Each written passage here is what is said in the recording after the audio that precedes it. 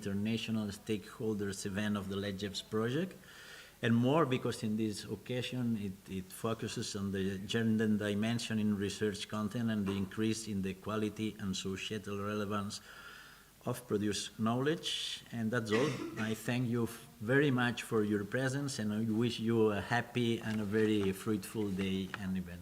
Thank you. Thank you. Thank you very much. Please, Mari-Carmen Mayoral. Hello. Good morning.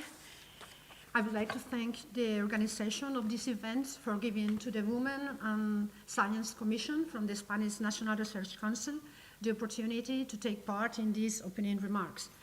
We would like to give our congratulations to the organization for this LeTSGEPs third International Stakeholders Meeting, which we are sure is going to be a great success. Also, thank you to all the audience here in Barcelona and also online. We are aware that there are many people also watching us in their computers. Members of the Spanish from the Commission and former members. So hello to everybody and thank you. Well, the Spanish National Research Council, the CSIC, is the largest public research organization in Spain. It's attached to the Ministry of Science and Innovation. We are more than 13,000 people working in 123 different institutes throughout the Spanish geography. We are around 50% women in the institution, but only 40% women in the research staff, and only 26% of women in the highest level of full research professor. The CSIC has a double structure leading with gender. On one side, we have the Women and Science Commission, which I am the vice president since last October. It was founded 20 years ago, to study, monitor, and optimize the scientific careers of women in the council. We have been studying the distribution of the staff, access to public job offers, promotion in the research career, and a number of indicators of the research activity of men and women from the predoctoral level along the scientific career to the leading positions. On the other side, we have another gender structure working closely with the Commission, which is the Equality Commission. It was founded in 2011, and it is in charge of the writing and launching the different equality plans. We are in the third equality plan right now, so we have to say that we are proud of the commitment of the CSIC with the equality plans. I have to mention that the Research Council has been chosen in 2022 by the European Commission, DG Research, for the pilot assessment activities for the creation, support, and evaluation of equality plans for research and innovation organization. So we are sort of included in this working process led by ECRES, in which this council has been chosen as representative of one of the South European countries, equality plans. In both commissions, the Equality Commission and the Women in Science Commissions, we are convinced that our mission is to reach a structural change, as you said, and not only a cultural one. We have to work for the transformation of public policies in science and innovation, having Europe as a guide and a source of knowledge and impulse for gender equality. We have another important responsibility, which is to foster the path for a better science and a better innovation. And how? Just following the title of this event, gender dimension in research content increases the quality and relevance of the knowledge and innovation which is produced in the scientific institutions. For this reason, one of our strategic projects in the Commission is to develop specific tools to help our researchers to answer those questions in all European and national calls for funding, which is the question of the relationship of the gender inclusion in the research content with the relationship with the quality of the further research. We need guidance from Europe about how the gender dimension is going to be considered in the European calls, how it's going to be evaluated, how the evaluators are going to be instructed to evaluate the proposals, and also we need more guidance to the researchers to fulfill properly these questions, and not only just for the sake of the questions, but also to integrate deeply inside the research quality the gender perspective.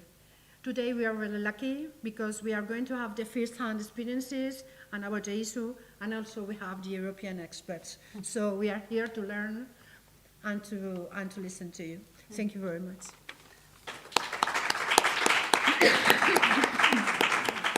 Thank you very much, Mari Carmen, and I give the floor to our coordinator, Professor Tindara Gabada, please. Thank you very much. First of all, I would like to thank the organization, maybe I come closer to the mic, and really thank for the introduction to this meeting that I could hear, because I'm still very much happy of this, and I will try to explain you in a few minutes why. I must say that I'm really proud to be today again in Barcelona. I must recognize that the first very time I was in Barcelona was for another European project, a cost-action coordinated by Cristina Borderias, an historian, a very, very good, clever historian, to which whom we collaborated with different perspectives for a cost-action that was well-being, gender and well-being. Then afterwards, I was here for the International Association of Feminist Economics, as I am. And again, I could see that in Barcelona that was a very stimulating context, both in scientific and with the NGOs we could have the chance to talk with. It was a very hard time. It was during the Great Recession, and we cannot think that this is not hard time as well. So it is really a very nice feeling that I have now, because through this path, through a research path that I shared with the European Gender Budgeting Network, we could come across, and I would like to say we as a group, as a team, as an interdisciplinary team, that was studying what was going to be something that could not be birthed, could not be really considered as something that was just. It was, and it is, because still we have persistent gender inequalities. As it very rightly was reminded to us that this is the start of a path, but then we made our effort to see in different disciplines what could bring us in a path that was really guiding and making progress in gender equality. Well, nowadays I could see that some of the challenges that we put down in the proposal for these LeTSGEPs, that again I would like to thank to an engineer, Claudia Canali of our team in Modena, because when it came to choose the acronym of this project, we thought that LeTSGEPs could have been something, could deliver the enthusiasm and passion that we wanted to get to the other partner of this really challenge, in doing something that was going to bring us, not of course, it could have been very difficult we knew that it could have been really too much to be reaching something that still was very difficult, and it is difficult to achieve because there are many barriers at many, many levels, locally, nationally, and internationally, that still doesn't make us in a gender equal society. But then this challenge has been accepted by other implementing partners that were at that moment really at the beginning of the path.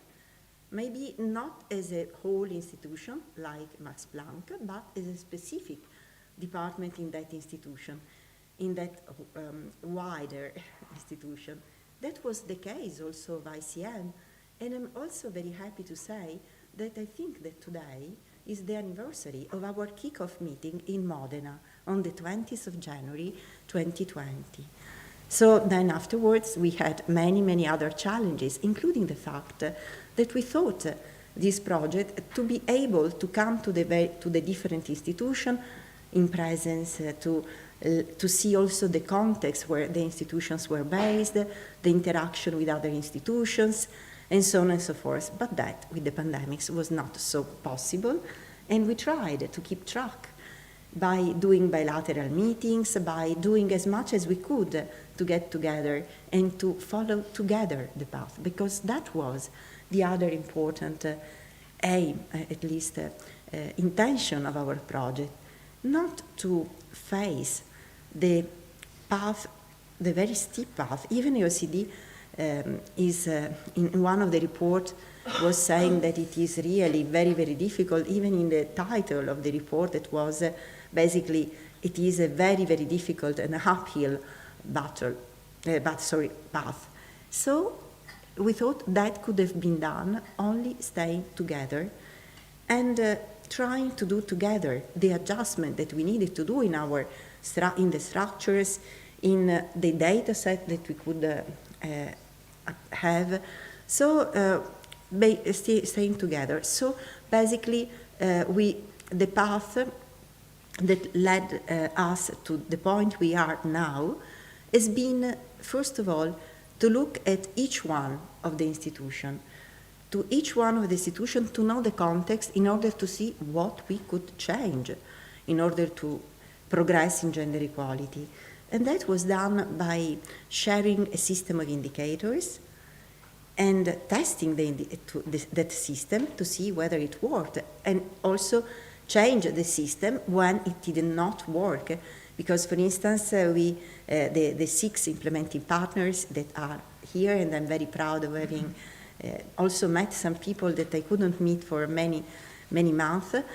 So basically, the University of Messina, the University of Tirana, then we have ICM, Max Planck, Cergy Université, Paris, and as well Misano from Belgrade. So different institute with different area of research, and different also type of RPOs, because we have as well universities and research center. So the system have been adapted thanks to the contribution of the different type of research performing organization in order to consider this diversity. But also another challenge that we wanted to bring was to see what was an unconscious bias behind all we could observe.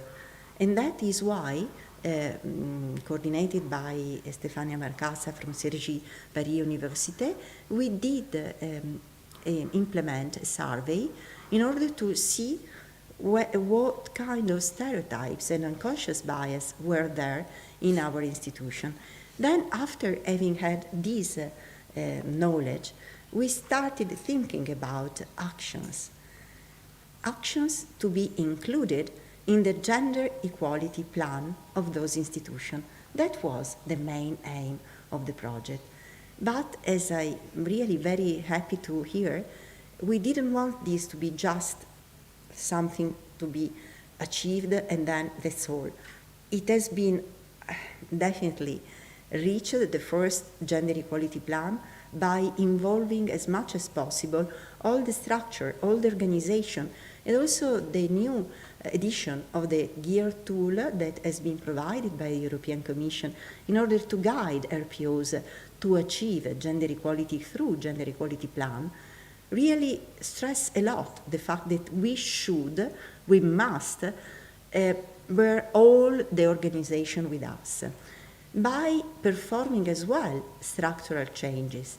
And I would say that having in ICM experts in gender equality that are not isolated, but as the director of ICM told us, are included in structural committee that are in the institution, is really going to be very powerful. As well as the coordinator of this group, I was extremely happy also to see in our training session that were not held in presence but have been held continuously following the path, we could see that many also staff from the administrative and technical personnel of the universities or the research center could come in our training session. And most important, also we have translated all these, each partner has translated in its own language the training material. That again could guide not only the people inside the research performing organization, but also other RPOs in the country. And again, I've heard in the different meetings that we had during these years that as some university like the University of Tirana that are, or also Misano in both in Albania and Serbia, where there was not so much in terms of RPOs really doing something to achieve gender equality. Well, in those cases, they are now guiding the change that is even, well, it was something that we wanted because we decided together to propose this project by the team of countries, of partners in countries where also there were some problems in this dissemination of gender equality tools. So again, this is something that we think we are going to put seeds that we hope are going to produce fruits for producing gender equality in the future. But again, I would like to stress that as a LeTSGEPs project, what are, because this is the beginning of the last year of the project, really we would like to provide to other RPOs the possibility to look behind and look at, have tools that can be, again, we are really constructing a handbook that is going to guide, that has this objective to guide other RPOs towards a path to reach gender equality. Gender equality plan together with gender budgeting. And that is another important challenge because we don't just have to say we want to achieve that point through an action, but we want also to evaluate the action and we want to put resources on that action and evaluate the resources that have been put on that action. So gender budgeting to look at all the budget of the institutions to see what is going there, why is there a problem not having already reached gender equality, and what we can do, because maybe some policies in our institutions are not really going to have a positive effect on the achievement of gender equality. So having said so, a handbook, but this handbook will be in our intention and intention of our consortium and really be enriched by the fact that we will also show experiences, not only the tools, but how the different institutions from different disciplines and different type of surrounding of the context, national and local, can have really by following this path experience difficulties and how they overcome them, that and how the path can be followed to really get to the point. And what is important in order to achieve this structural change and a sustainable path to towards gender equality. This is something, yes, I'm going to approach the end of my speech, and then I would like to say that there is a very, and just to reconnect to the very beginning of my introduction, again, we are still very, very much hoping that the change that we see, that we can see today in ICM, but we can see also in the other partners of this consortium, the path, the change that has been done in the institution is going to be reflected into the context. Another important issue is guiding the institutions by means of monitoring, and in this we have been greatly helped by the Aachen University to do the monitoring of the actions, but also can be reflected in the very environment. So not only changing the institution, but being aware that we have as university and as research center an important task to show and to see in our context how this can bring to a change in the context where we are now, and hopefully also internationally. So still the challenge is going to continue. Thank you very much, and thank you for this.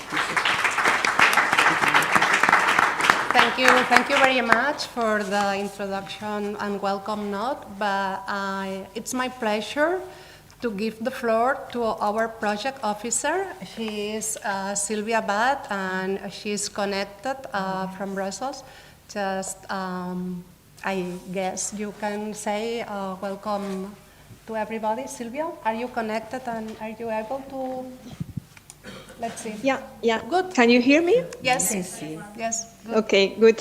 So good morning to everyone, and thank you very much for the invitation to the international workshop. I'm very glad to participate today in this meeting, and also to be able to get updated with the latest development on LeTSGEP.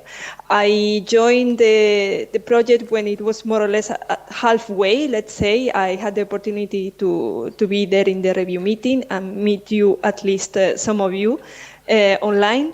As I said in the review meeting, the GEP are having a momentum in Europe. I think with the introduction of the eligibility criterion as of 2022, that was the push that we need to really see these institutional changes.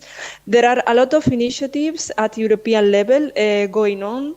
You know that we have in the Work Programme 2023 at least 2 topics on gender, gender-based violence, for instance, and there are also the Gender Prize, and there are also many sister projects related to GEPs, but still there is a lot to do. So I'm very proud to be the project officer on this project, and I wish you a successful continuation, and see you then in the final review meeting.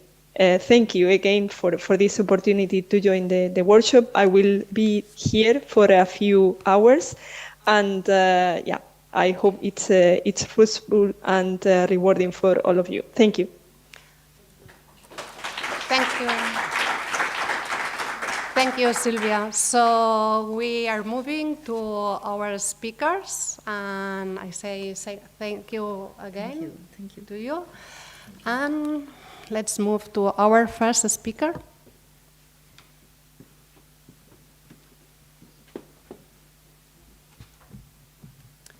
I guess Alexandra Drecun is connected. Yes. It's my pleasure to introduce Alexandra Drecun. She is the president of the Intersection Center for Science and Innovation, member of the MISANO Council and member of the LeTSGEP consortium. Alexandra is going to present a presentation about gender and research in the European framework. Alexandra, the floor is yours. Thank you very much, Esther. Can you hear me? Do you hear me well? Yes, we can hear you perfectly. Okay, thank you. So, good morning, everyone. It's really a pleasure to be a part of this project, and I'm grateful to the organizers, and I thank you again for inviting me to be a speaker at this event. I'm sad that I cannot be with you in Barcelona, and I hope that you are having very fruitful conversations. I know that the project meeting of the LeTSGEPs went very well yesterday. I won't bother you too much with some introductions, just to tell you that I'm the head of the Intersection, which is a Center for Science and Innovation. It's a regional network with international board that is focused on responsible research and innovation, which includes as one of its priority, gender equality and research and innovation. I'm also working, as it was mentioned, as a part of the MISANO team. Intersection is a mentor to MISANO in this project, and we've been for a long time partnering in bringing more equality into research. And I'm very glad to work with Visano and with you all, as our coordinator. Tindara mentioned it wasn't an easy path here, and it's still in many places in Europe, as she also mentioned, an uphill path that we're taking. So as I was asked to present the Gender and Research in European Network, I'll just tell you that one of my links to the European frameworks are that I'm also the program committee member for Horizon Europe. I was also participating in Horizon 2020 and FP7 program committees, and also was the member of the Helsinki Group for Gender, which later became the standing working group on gender. So that's the link to the European framework. I'm not here to represent European Commission or any other institution. The idea was just to share some of the resources and some of the recent initiatives that are helping us to mainstream gender equality and really to unite all stakeholders and somehow to do our best to overcome any fatigue, if there is any. And I hope that some steps that are going to be presented today by me and other speakers are going to, again, encourage us that we can reach our goals if we work all together. So with that in mind, let me just see. Now I'm trying to, okay, goes like this. Okay, so this is the agenda. First, I'll tell you a bit about the new ERA policy context and what's being done at the central level.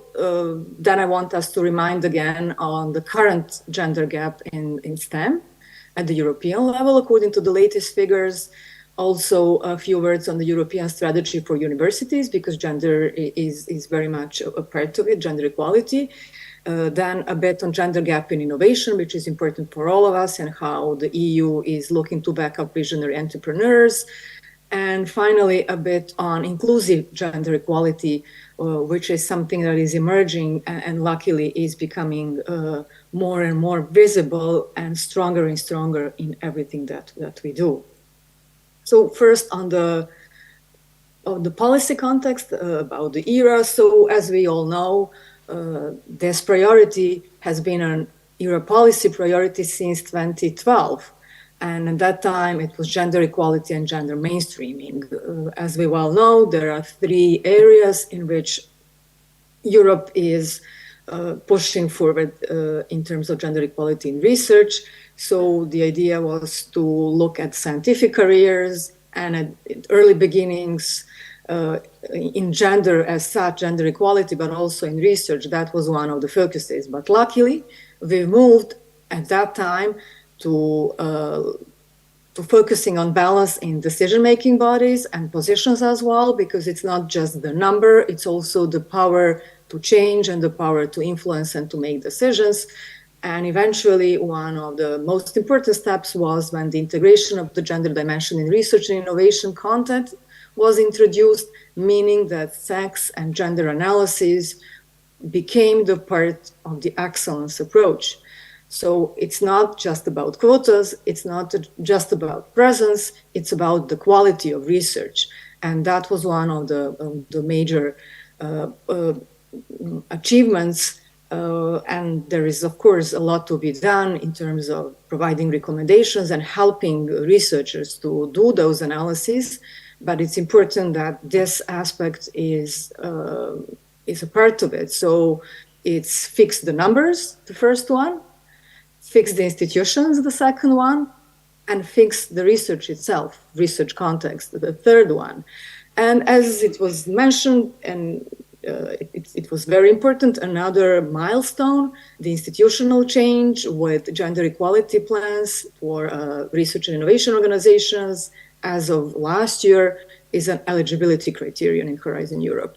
And it wasn't easy for all the countries and all the participants to do it, but since it was one of the tools, stick and carrot kind of tool, it brought us further into introducing this concept first and then tailoring measures for achieving gender equalities in countries in European Union, associated countries, and all others who are now eligible to participate in Horizon Europe projects. And the next phase I'll focus a bit on it, is that we are gradually opening up to intersectionality. So for me, also that term was rather new. When we labeled our center, that was not that common and that not that very much in use. We saw intersection as a kind of crossroads of different policy areas, different scientific fields, but also of different values. And I was very glad when intersectionality became a part of this wider gender debate, gender equality debate, not because of our organization, because intersectionality includes also the aspects of race, ethnicity, nationality, culture, religion, age, disability, and all other aspects. So all kinds of disadvantages, but also different aspects that need to be taken into account. Because one simple example, according to some studies, for instance, when women of color are in a way enthusiastic and very ambitious, they're perceived as aggressive. When men of color are actually the other way around. When men are ambitious, they are perceived aggressive. When women of color are ambitious and clearly show their ambition, they're perceived as authentic. So it's a good example here for women, but there are many other examples when race and ethnicity are included, but also culture and religion, which need to be taken account in the work that we want to do. So one thing that is, I think is important at this stage to mention is that this policy framework is being strengthened in the last few years. And it was very important that the new era policy, the package of it, was adopted by the Competitiveness Council in 2021. And it was a part of the recommendation for a pact for research and innovation in Europe. And those conclusions for future governance of ERA that were brought in November 2021 really included new measures and expected outcomes with some concrete actions. So we are moving towards some measures that are promising and not just asking and pledging and communicating, but putting some benchmarks there and KPIs and being more strategic when it comes to enhancing and inclusion and introduction of gender equality measures. So the new ERA policy for the time of 2022 to 24 was annexed with conclusions for the future of governance of ERA, and Action 5 is to promote gender equality and foster inclusiveness that I mentioned before, taking note of the Ljubljana Declaration. So I will, in this presentation, put a few of the titles of those declarations just to inspire you to look a bit more on what is there. I'll just briefly tell you that Ljubljana Declaration was adopted in November 2021 when Slovenia, thus the name Ljubljana, was presiding the European Commission, so during the Slovenian presidency. And the focus of this measure was to revitalize the European research era in terms of promoting gender equality and fostering inclusiveness. So not the most important thing, but it was a Slovenian minister, Simona Kustec, who presented it to the Competitiveness Council.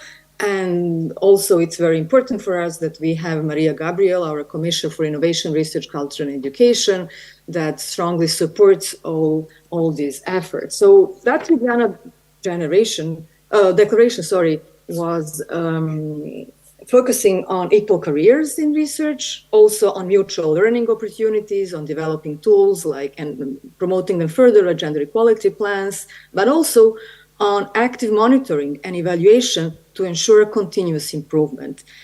And also one very important aspect on leveraging synergies between European higher education area, but also with cohesion policy funds, with innovation ecosystems, and also with international cooperation. That is, of course, in line with European gender equality strategy that was adopted for 2025, and then also being in a way introduced through the Horizon Europe to reaffirm the commitment. I here just want to remind us of what are those important parts of the Horizon Europe conditions. First of all, it is important that gender equality in research innovation stayed as a cross-cutting priority, as it was in Horizon 2020 as well. And then, of course, as I said, the gender equality plans were strengthened and include as a criteria, but also now gender dimension is a word criterion under the excellence criterion. And there is a lot of kind of attention given also to committees, expert groups, and related board, because now European Commission is committed to increase the gender balance in these programs, and they target 50% women in all those committees. I remember some 10 years ago, we started a debate with the Commission as members of different groups and country representatives to provide training for the evaluators on gender equality in research. So a lot of people were involved in evaluating projects, and even at that time, gender equality was one of the priorities, but those who were involved in reviews didn't have any requirement in terms of taking any training or being aware of gender equality. So a survey was done and people were really pushing forward. And I remember the day when the Commission announced that it will be a part of the mandatory training, at least to know the principles and to be able really to provide proper evaluation of projects in terms of gender, which was another very important step. So now I'll just show you what this, here it is. What are the expected outcomes of this deepening of ERA with Action 5?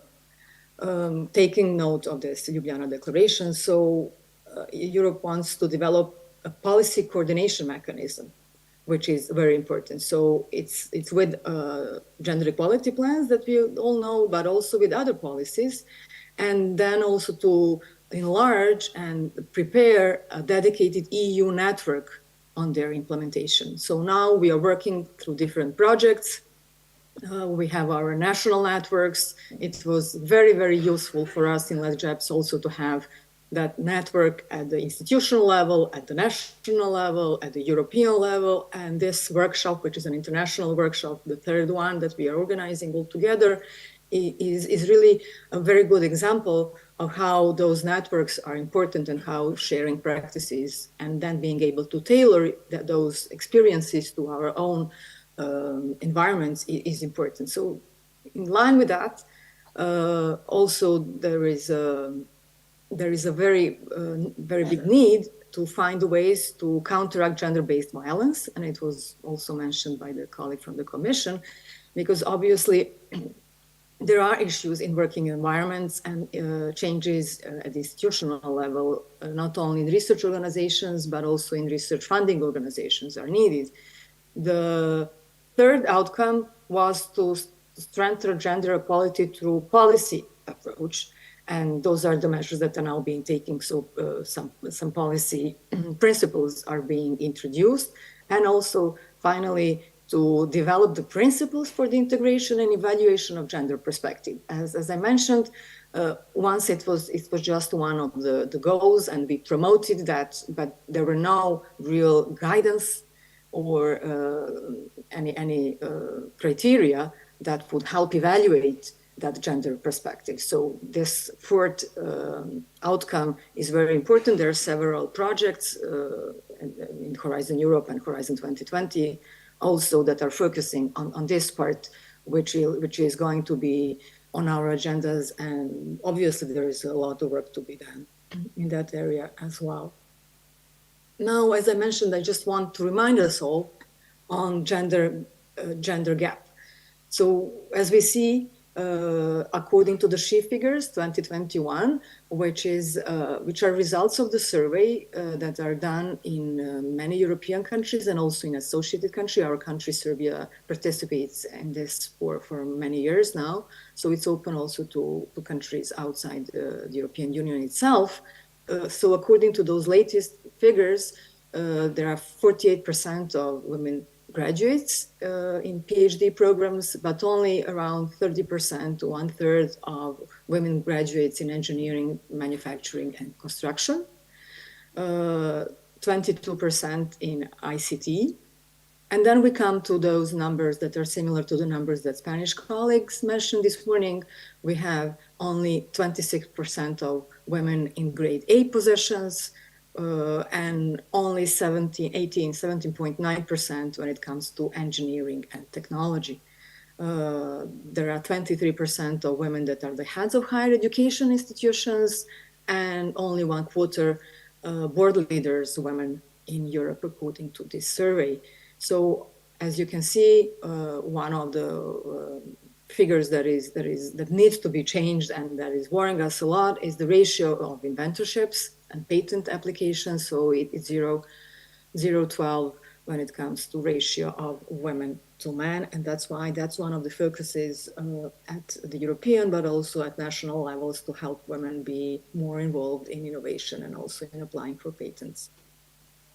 As I mentioned, it's also important for us. Some of us here are from the universities, but it matters to everyone because that is how we can also improve research. There is a new European strategy for universities. It's adopted in January last year, and it also addresses the underrepresentation of women in STEM through a roadmap of activities. And one of the recent activities, and I want to draw your attention to that, is the idea to have a manifesto for gender-inclusive STEAM. So not just STEM. In this context, STEM is now inclusive of arts, social sciences, and humanities. I think that we can easily agree on the importance of social sciences and working together to improve careers also in STEM. So this is one effort that was launched by the Commission in terms of looking at what are the important measures for the European universities and what are the steps to be taken. So the survey was launched last year.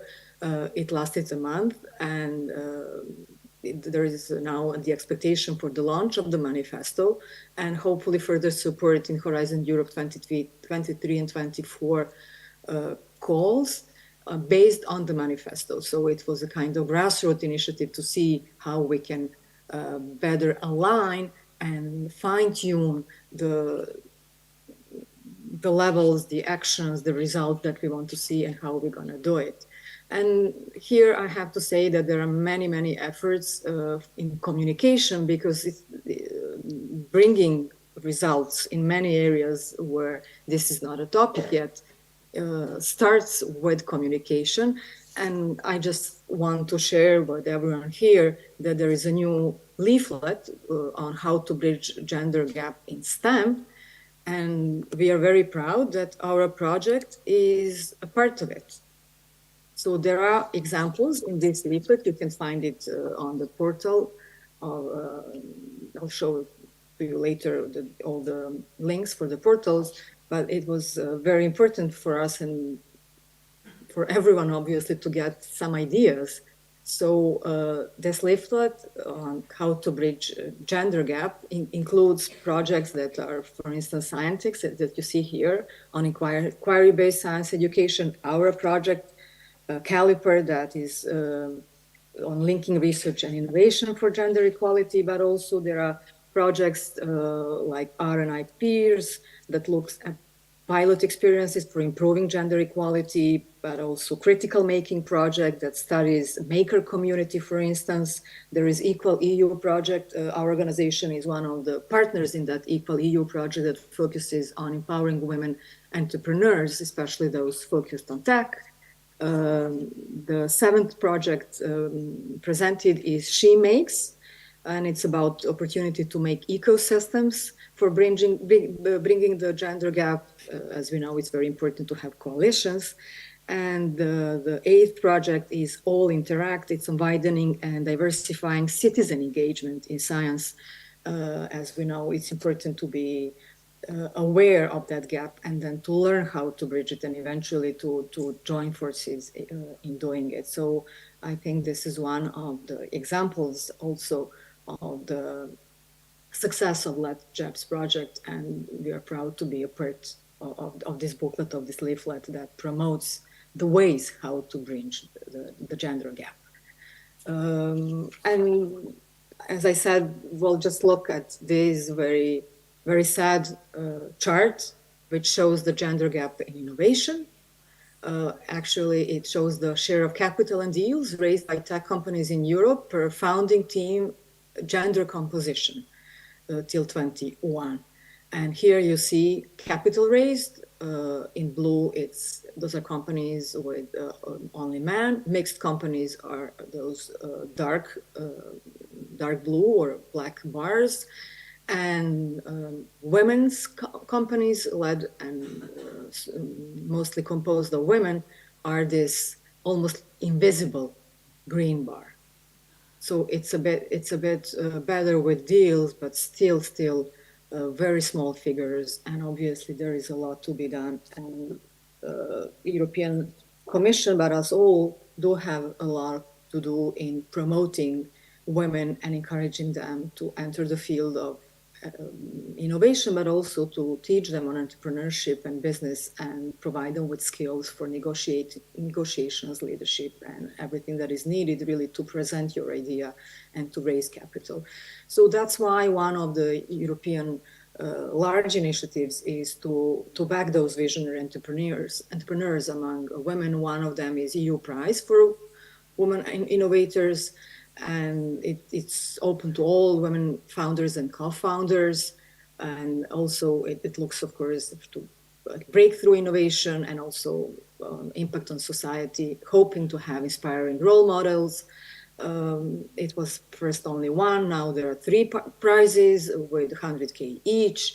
And also now the focus is on rising innovators, those that are under 35 years of age.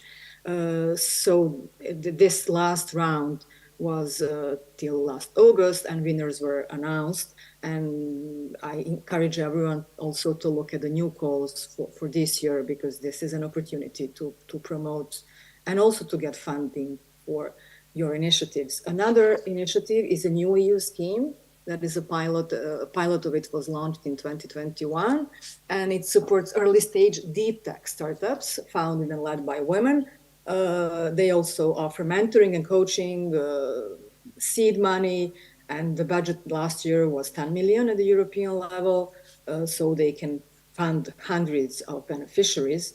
And this one, it looks exactly at those skills needed for women to be more successful in providing support, financial, but all other kinds of support, because it provides business model upgrades, certificates, IP strategy, but also a set of training for those who get funding on negotiations, strategic partnerships, on team management, on leadership strategies, on scaling up companies, maintaining partnerships, which is very important and which was mentioned by several people. And it looks at early stage deep tech startups, because that's the phase where that support and trust in companies is the most important. In 21, they were almost 40 applications, but in 22 it was 400, and then in 22 there were 470 applications. So hopefully even more companies will apply for this funding. And I don't want to take too much of your time, but we are now coming to a tool that is really very useful. It's a policy webpage where you can find most of the materials that I've mentioned, but also a new report that was just released in 2022 on inclusive approaches to gender equality in research and innovation.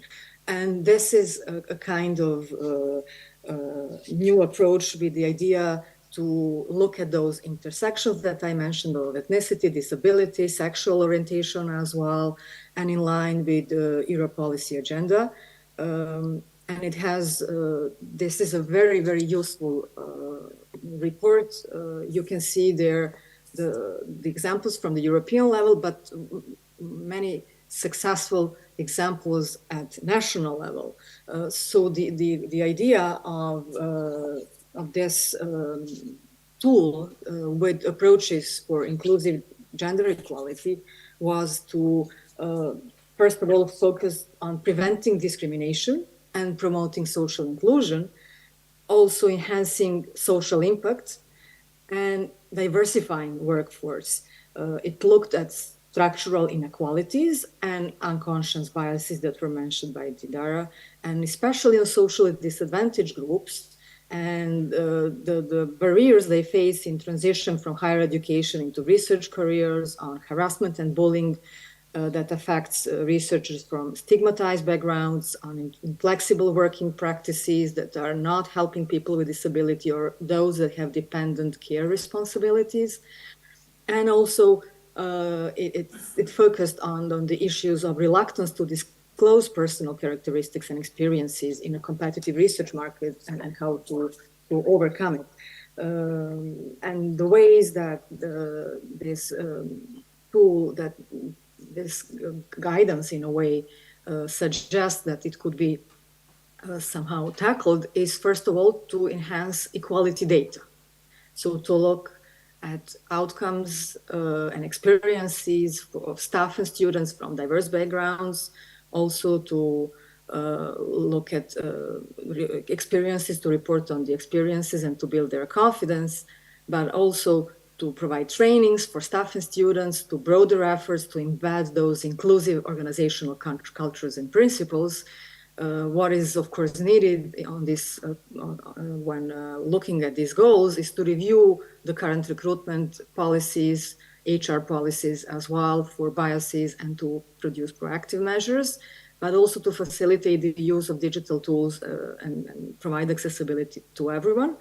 One of the important things, as we all know, we spoke a lot about it in our gender equality plans and in our discussions, is to look at flexible working arrangements, which are especially, it's important for everyone, as we know, men and women, people at all stages of their life and professional careers, but especially for those that are struggling more with caretaking or with other aspects in their life.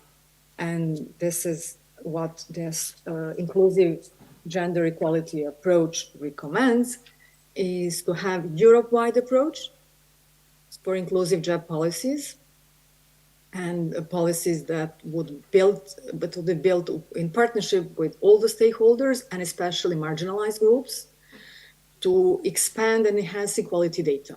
So we need to look wider and deeper and to see what is happening with all these groups in our society, and also to raise awareness and competencies in terms of these inclusive policies and approaches. And it should be done by the Commission at the European level. So European Commission is committed to first communicate these practices, but also to focus on marginalized groups. And for all of us at national levels, our national authorities, both RPOs and RFOs, should first have an equality audit of existing gender equality policies and plans, and then identify structural barriers for marginalized groups in our societies. So that was my contribution in providing you info on some tools, and I'm ready really to answer any questions and to help with going deeper or building synergies and coordinating any efforts that we want to jointly take in further learning about this, but also in implementing it in our projects. So I thank you again for having me today, and look forward really to continue working all together. I'll put this policy webpage as the final slide so that everyone can look at it and see what you see on the left hand side on the screen. You see what are the contents, and I hope that we will be able to continue our fruitful work. And with that, thank you, Esther, very much and everyone in the audience. Regards from Belgrade and the snow. Okay. Thank you, Alexandra. Thank you very much. I really appreciate your time and your presentation. As you know, at 12:20, we will have questions and discussions. So please, if you can stay connected until that, we will move the questions in that slot of time. So It's my pleasure to introduce Professor Pat O'Connor, Professor Emeritus of University of Limerick. And it's a pleasure to hear Pat. So please, Pat, the floor is yours. And let's see. Per connectar el PowerPoint. I haig de posar el PowerPoint. El PowerPoint d'ella. No, el PowerPoint, la presentació de la Pat. Bueno, però ella la té aquí. Sí, no, vale. tanquem això. Vale. Millor que ella segueixi per YouTube. No, però és que la necessitem per les preguntes. Vale, doncs això, minimitzem. Aquí. Minimitzem. Sale pantalla completa. Ok.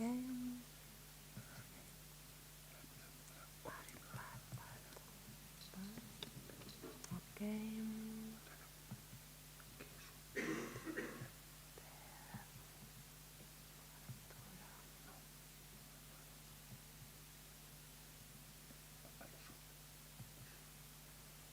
I am a little bit slow. Please, Pat. Yes.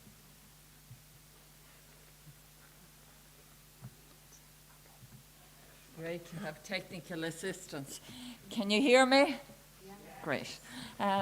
Great, thank you. Thank you very much, Esther, for inviting me. I'm delighted to be here at what is, it seems to me, a very dynamic organisation, ICM. I was greatly heartened to hear the comments of the director and the various people I've met since I've been here, and to feel that there was a genuine commitment, not just kind of, I particularly liked the fact that consideration is being given to gender budgeting, that there's a commitment to actually collecting data. Because if you don't know where you are, you cannot evaluate whether you arrive or are falling short. So I'm delighted, this is my topic. Gendered power is irrelevant in higher education institutions and other research performing organisations. And there is a question mark. And in the programme, the question mark was inadvertently left off. But the question mark is very important. So in case you think, oh my goodness. Right, so this is I'll need more technical help because it's not moving on. Sorry. Basically, the next slide should be the structure of the presentation. I want to first raise some questions about power, about your attitude to power, about to define basically gendered organisations. That's too far ahead. Yeah, yes. You're getting ahead of yourself. Basically, I want to talk about power. Secondly, I then want to draw the concepts together and talk about structural and cultural. Here we are. Yeah, right. I do so appreciate technical backup. Structural and cultural organisational gendered power. I then want to talk about how it's obscured. We don't think in these terms and why. I want to talk about institutional resistance. Think of an adolescent. Think about foot dragging, slowing everything down. Of course, it wouldn't happen here, but it does happen in a lot of organisations. Then I think it's important to face the question, what can you do? And finally, I'm going to summarise and conclude. Hopefully moving to the next slide. Great. So I want to first spend couple of seconds challenging you to think about your own attitude to power. Are you comfortable thinking about it? Why or why not? Power is simply the ability to get things done. And right, if things don't get done, it's a muddle, it's ineffective, it's not useful. So, why are you ambivalent about power? Why do you think higher education institutions or research performing institutions might be coy about power? I noticed there a couple of years ago when I did a study in Ireland, it was very hard to find the organisational charts, People were sort of coy about saying, this is the person with whom the buck stops. These are the people who report to them. Is there an unease about the relationship between power and knowledge in research performing organisations. You know, everyone is equal. Well, hello, you know, everyone is not equal. Somebody has to decide where the money goes. Somebody has to decide who does what. The idea of someone with positional power and academic, there's a tension between that and academic freedom, you know. Do these ideas ring bells with you? Are women more reluctant even than men to think about power? Oh God, she's a right ball breaker, that one, you know what I mean? A harridan, an unpleasant person, is this the image of a woman with power? What about bringing up the issue of gendered power, pointing out that the elephant in the room is that most power in most organisations are held by men? Oh, sorry. If you can't hear me, I have a very loud voice, so generally I tend to assume that everyone can hear me. But yeah, and I feel kind of as if I'm being protected against you behind here. So that's why I'm drifting out there. But if you can't hear me, then really tell me. Just raise your hand. So do you think gendered power exists in research performing organisations and higher education institutions? And in whose interest is it to think, to persuade you that it doesn't exist? Right, so we need to talk concepts now. How do we define gender? Gender, in this talk, I see it as Van den Brink and Benschop's terms, as a situated social practice, as a way of acting, doing, behaving in social interaction that is reflected in what is done and said, not only what is the official version, but in water cooler conversations, chats. So rather than as a set of characteristics or physical attributes that are assumed to attach to particular sexed bodies, it is a practice. It is a way of thinking, acting, whatever.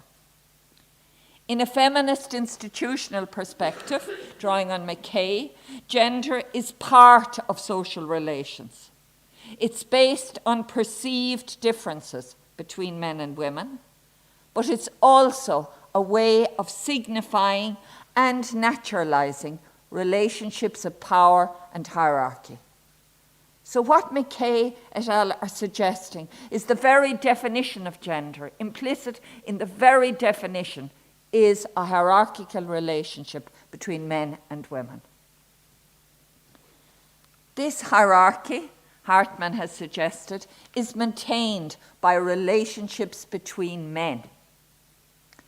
These relationships, although they're hierarchical, Hartman argues, they create interdependence between men, and this is a key element in perpetuating dominance by men over women. Think about how often do you hear a man calling out another man saying, "It's not on, mate. You know, you can't do that."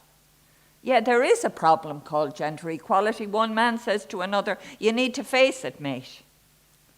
Only the most exceptional men will do that, in my experience. And I've been 46 years in academia. But there are men who will do it. So, the concept of power. Obviously, we're talking about gender, we're talking about power.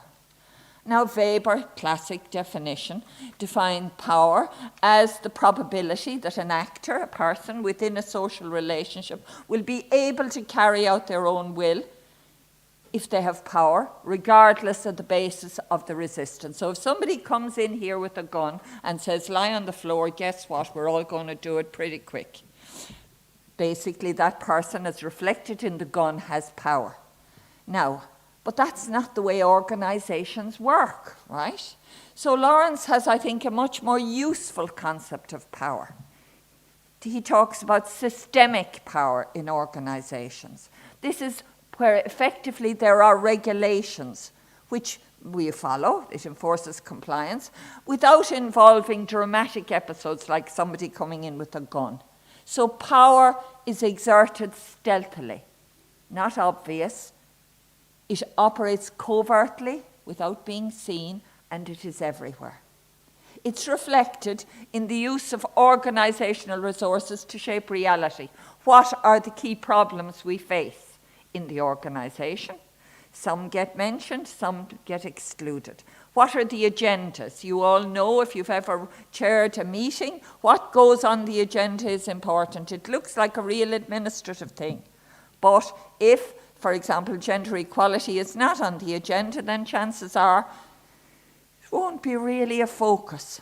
To obscure options, you know, to make it appear that there's only one thing we can do, right? To offer inducements or sanctions, rewards, penalties. So, in higher education organisations, power is exerted through, for example, setting up structures which really are talking shops. Do you know what I mean? No decisions get made. Everyone feels they've had their say, but who is to do what, when, after the meeting, not clear. So effectively, it is simply ventilation. And that doesn't really make for good action. There's also the whole normalization. This is the way we've always done things, right? So this can be reflecting power. So the idea of systemic power reflected in what look like very obvious, very natural, very traditional ways of behaving needs to be thought about and questioned. So, gendered power in organisations. I want to argue that the structure, the very structure and culture of organisations reflects an unequal gender order. A gender order or a gender regime, as Connell has used it, it operates through the hidden interplay, the way things happen, both formally, officially, and also informally. Basically, the taken for granted procedures and practices in organisations, which Acker has said are loosely interrelated practices, processes, actions, meanings that perpetuate, even while at the same time there's a discourse often at the side of gender equality. Normal business is perpetuating gender, normal is inverted commas, is perpetuating gender inequalities. Specifically, it's perpetuating what Connell has called a patriarchal dividend, a bonus reflected in financial resources, status, support, other benefits that are given to men because they are men, and particularly given to men who support the existing gender order. And whether or not those individual men want it, they still benefit from it. So it's not that I'm saying that the men are going around thinking, you know, got to score one off on the system off women's backs. It's taken for granted, and so it is only the most exceptional men, and there are exceptional men, who will say, it's not right, mate, you know, got to do something. Okay, so what are the indicators of structural gendered power? I was heartened to hear Maria Carmen talking about structural as well as cultural change, both being necessary.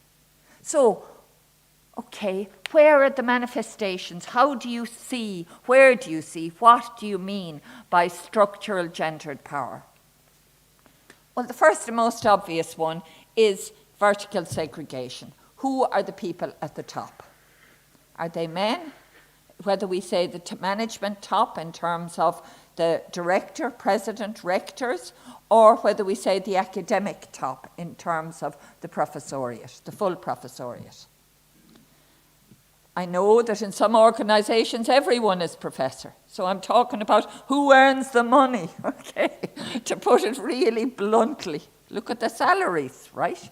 So, in most organisations, basically the people at the top who are earning the most are the men. So this is one indicator of vertical segregation.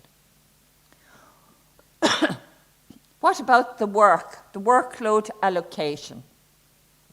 Who are seen as, quote, faces for the future, you know? Who are seen as being on the, quote, mommy tracks in the career cul-de-sacs, going nowhere? What is the timeline for accessing permanent positions in most Western organisations, the timeline actually collides with peak childbearing and child-rearing ages. And since most child-rearing and bearing in most families is done by women, then obviously this has consequences. What are the recruitment and promotional criteria and the procedures? Are they problematic? For example, Nielsen in Aarhus, Van den Brink in the Netherlands have shown, highlighted, and these would be regarded as not, as progressive countries. They have shown that closed, narrow criteria, basically advertising for a professorship and or not advertising for a professorship, in terms of that there is clearly only one excellent candidate. Well, I'm sorry, if one candidate is the only candidate, how can you say they're excellent? Having narrow criteria. Basically, if your criteria are so narrow that there's only one person in the world, right, somebody who wears a brown suit and eats pasta in the restaurant on a Friday, I'm joking, that the criteria are so narrow that only one person in the world meets these criteria, then I would think this is a fish-up. It's basically designed for that one person. The actual words in ads, whether you're looking for team players or strong leadership, obviously, there's gendered connotations with those. The areas that the chairs are located in. If you saw from the she figures that our colleague Alexandra mentioned, if you put a chair in engineering or construction, it's much more likely to attract male applicants than if you put it in nursing and midwifery. Horizontal segregation. By this I mean disciplines that are predominantly male-dominated at staff level are seen as more strategically important, higher value. There tend to be more posts in those areas because frequently the state, for example in Ireland, puts posts there because they see these areas as strategically important. Well, COVID kind of threw that up in the air, didn't it? Because if we're all dead, then in a way, posts in, for example, in nursing or midwifery are critically important if in a pandemic, whereas outside a pandemic, you can kind of focus on other ones. The higher valuation of research output in male-dominated areas. Steinsper's daughter in Iceland has shown that there are lower staff-student ratios in predominantly male staff areas. And that's Iceland, which, as you know, is world leader in gender equality. And obviously, these structural factors affect the possibility of individual advancement because of, for example, staff-student ratios, higher evaluation of research outputs, etc. So that's structural. So what are the indicators of cultural gendered power? Well, even yet, if you Google professor, the image that comes up is highly likely to be a man. Think manager, think male. Scientists, leaders, professors. Yes, of course, there are female leaders, even in academia, but the image is still the male. Very interesting experimental study done by Masra Kusin et al. In a research-intensive university in the States, where both men and women presented with an identical CV. The only difference was one of them had a male name on the top and the other one had a female name. And basically, both men and women gave the job to the false CV, which had a male name on it and at a higher starting salary. When I say false, I mean that it was an experimental study so that the CVs were identical, but they still favoured the one with the male name. Veneris and Vold has basically shown that even in Sweden, a classic study, that women had to have 5 times more scientific publications to be seen as good as their male counterpart. So basically, the best female candidates were slightly at or below the worst men. Alquist et al. Has also shown in Scandinavia and Sweden the importance and presence of an observer on boards, because if, for example, a man was coming from a good research institution, it was seen as that proves he's excellent. If a woman was coming from the same institution, was she really as good, or was she really piggybacking on the status of the institution? Was it really, was she really, there were questions, doubts raised about the woman. So, in terms of stereotypes and assumptions which influence the valuation of the woman's work, gendered practices, day-to-day interactions, micropolitics have also been identified. Two kinds, those that favour men, and typically this is sponsorship. Sponsorship by men, of men. And I mean something different by sponsorship than mentoring. Sponsorship is saying, it's basically metaphorically opening doors. I got an excellent candidate here. You must interview him. He's absolutely dead suited for that position on the board. Do you know? He's marvellous, excellent, stunning. You couldn't pass this up. Mentoring is frequently telling, and Ibarra has said years and years ago, women are over-mentored but under-sponsored. Mentoring can often be telling us how we should change in order to fit in. Don't talk so much. Don't talk so loud. Wear, more muted colours. Don't be quite so abrasive, So, the practices that favour men, sponsorship, homosociability, identifying with the younger man, he's another junior me, encouragement to apply for promotion, hugely important, and even in Athena Swan award-winning gold apartments, it can still be from men to men, not from men to women. Giving inner track information, all of these are ways that favour, practices that favour men, that look quite innocuous, but basically have an effect. Then there is the other side, those that devalue women.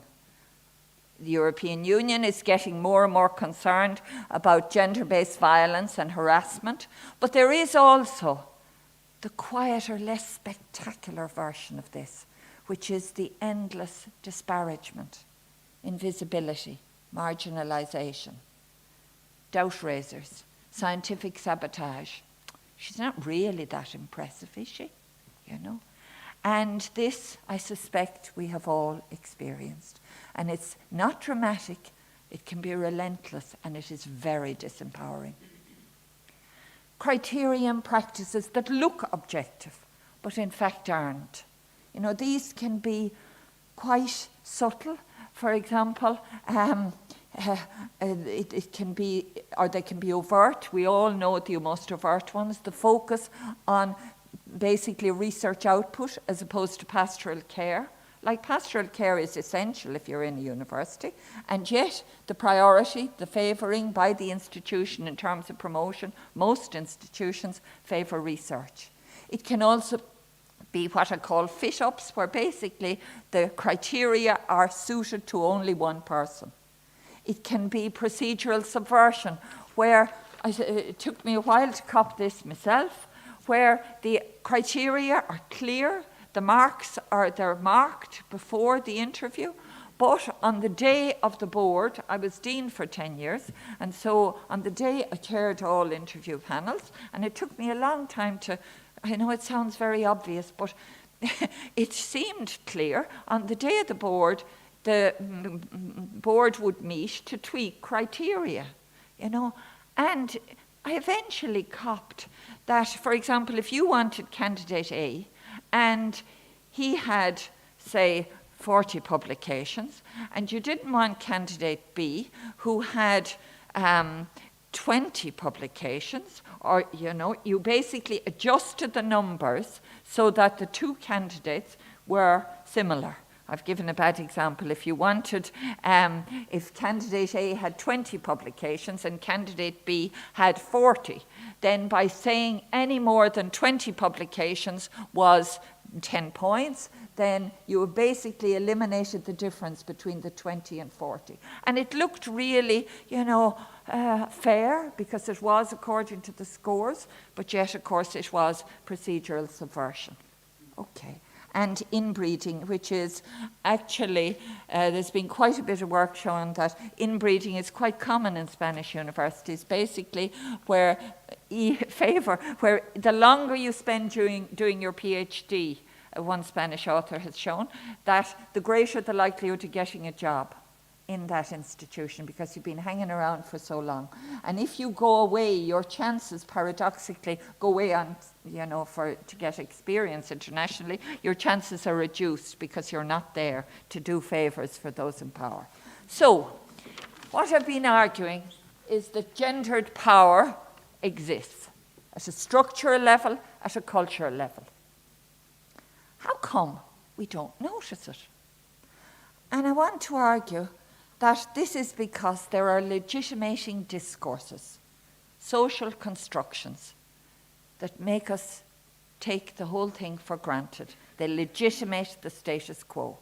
They provide, in Tyler's words, normative justifications for existing policies and practices, make them seem absolutely appropriate, reasonable, fair. And what are examples of these?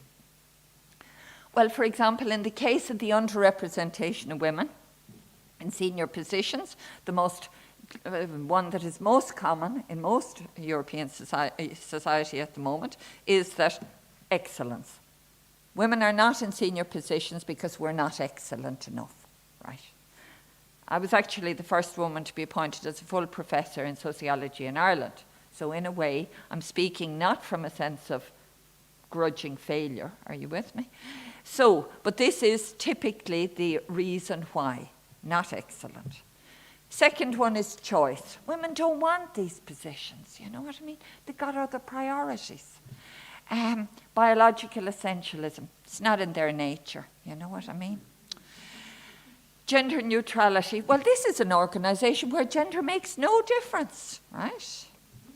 Pseudo-intersectional discourse, well, it's all a bit too complicated. We now have to take gender and race and age, and really, it's just too complicated.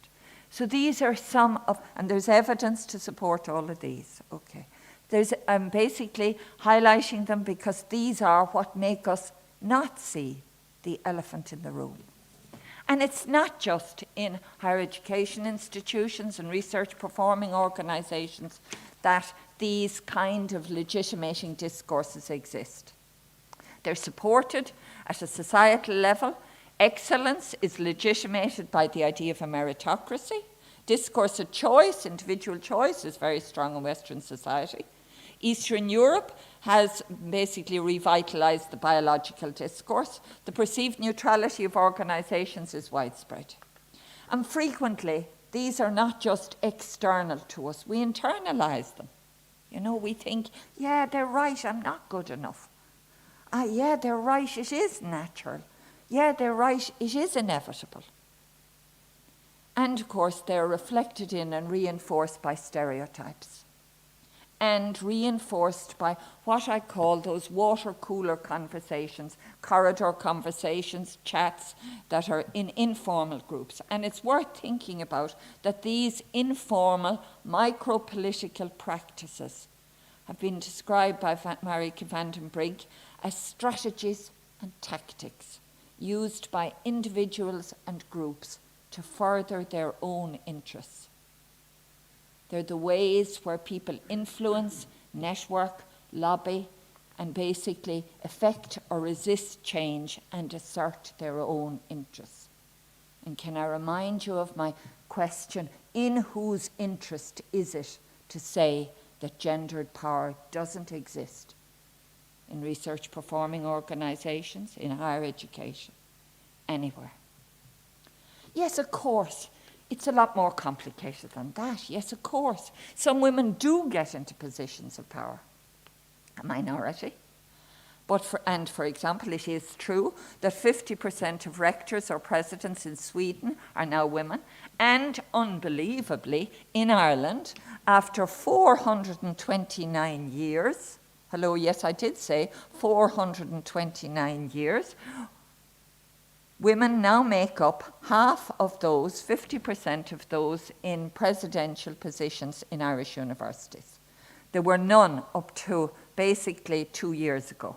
And suddenly, women's biology changed. It's a miracle. I'm being sarcastic, right? So, of course, some women collude with the status quo, even those who are in positions of power. We can't assume that they are feminist. And in STEM, dare I say it, disciplinary advantage, women in STEM are generally more privileged than women in arts, humanities, social science. And so that, in a way, can trump gender awareness. Who wants to admit they're a victim when you could be a scientist, right? The fact that you're a female scientist can be glossed over. And of course, as I have said, some men do break from the pack and support women. Going back to, like, there have been examples of such men for 200 years, and often at considerable cost to their identity as men and to their career. And it is true that, as in this organization, parts of research performing organizations and higher education institutions are working to create change with gender experts. But look closely, because often normal, inverted commas, procedures and practices are reproducing gendered power at the same time. Business as usual is going on. So my fourth theme is to talk about institutional resistance, this foot dragging, you know. Agog's has defined it as organizational behavior patterns that decision-making or makers or people in power, basically the ways they behave to deny, to reject, to refuse to implement, to dismantle gender equality change proposals and initiatives. So we have no problem here. You know, oh yeah, there's gender inequality in other organizations, but there's none here. We don't want any of that stuff here, rejecting. Yeah, we've got some plans, we've got some policies, but we don't pay any attention to them, non-implementation. Yeah, we did have something like that a couple of years ago, but we soon stopped that, you know, dismantling. Now, where is that resistance, that foot dragging? That sometimes it's not overt, right? It's just, it takes years to implement stuff. It's most likely to occur, I think, in two sites. Areas where there's access to positional power around recruitment, promotion, regression, and access to resources, whether those are money, time, or space. Now, resistance is most likely to come from those who are privileged. If you think whiteness, we're all white here, so that is one basis of our own privilege. So we are less likely to be worried about people who are not white. So similarly, in terms of gender, those who are most likely to resist are those who are privileged, who are those who are men. And there was a Higher Education Authority report, I was on it. It was an attempt to change the status quo, and it had roughly 5,000 people, did an online survey of roughly 5,000 of those who were working in higher education, and in those higher education institutions, men were less likely to see gender inequality as existing, and they were less likely to see it as extremely important. And obviously, if you don't think a thing exists, or you don't think it's particularly important, you're not going to be really keen on measures to deal with it. So they were less likely to be in favour of targets. You see the male and the female percentages in the brackets. Less likely to be in favour of positive discrimination. Less likely to be in favour of temporary quotas. And of course, up to 2021, this really matters, because men were, up to that point, there had never, in 429 years, been a woman at the top of any public higher education institution in Ireland. Even yet, 70% of those at full professoriate level in Ireland are men, slightly above the EU average, which is she figures is at 24% or 26%. So we're slightly above, but men were less likely to see this as, to see gender inequality as existing or important. So What are the indicators of institutional resistance? And I started to give reference to those. Denial of the problem doesn't exist. Even if you show them the figures, they're out of date. It's all different now. Failure to accept organisational responsibility. It's the women. They have no confidence. They're not political enough. We're not excellent enough. Do you know what I mean? Nothing to do with the organisation. Failure to undertake substantive change. Substantive change, for example, reflected in the cascade model, that the proportion of those at any level should reflect those at the level below. Instead, now I'm sure this wouldn't happen here, but there can be a lot of GEPs busyness, right, which doesn't challenge power.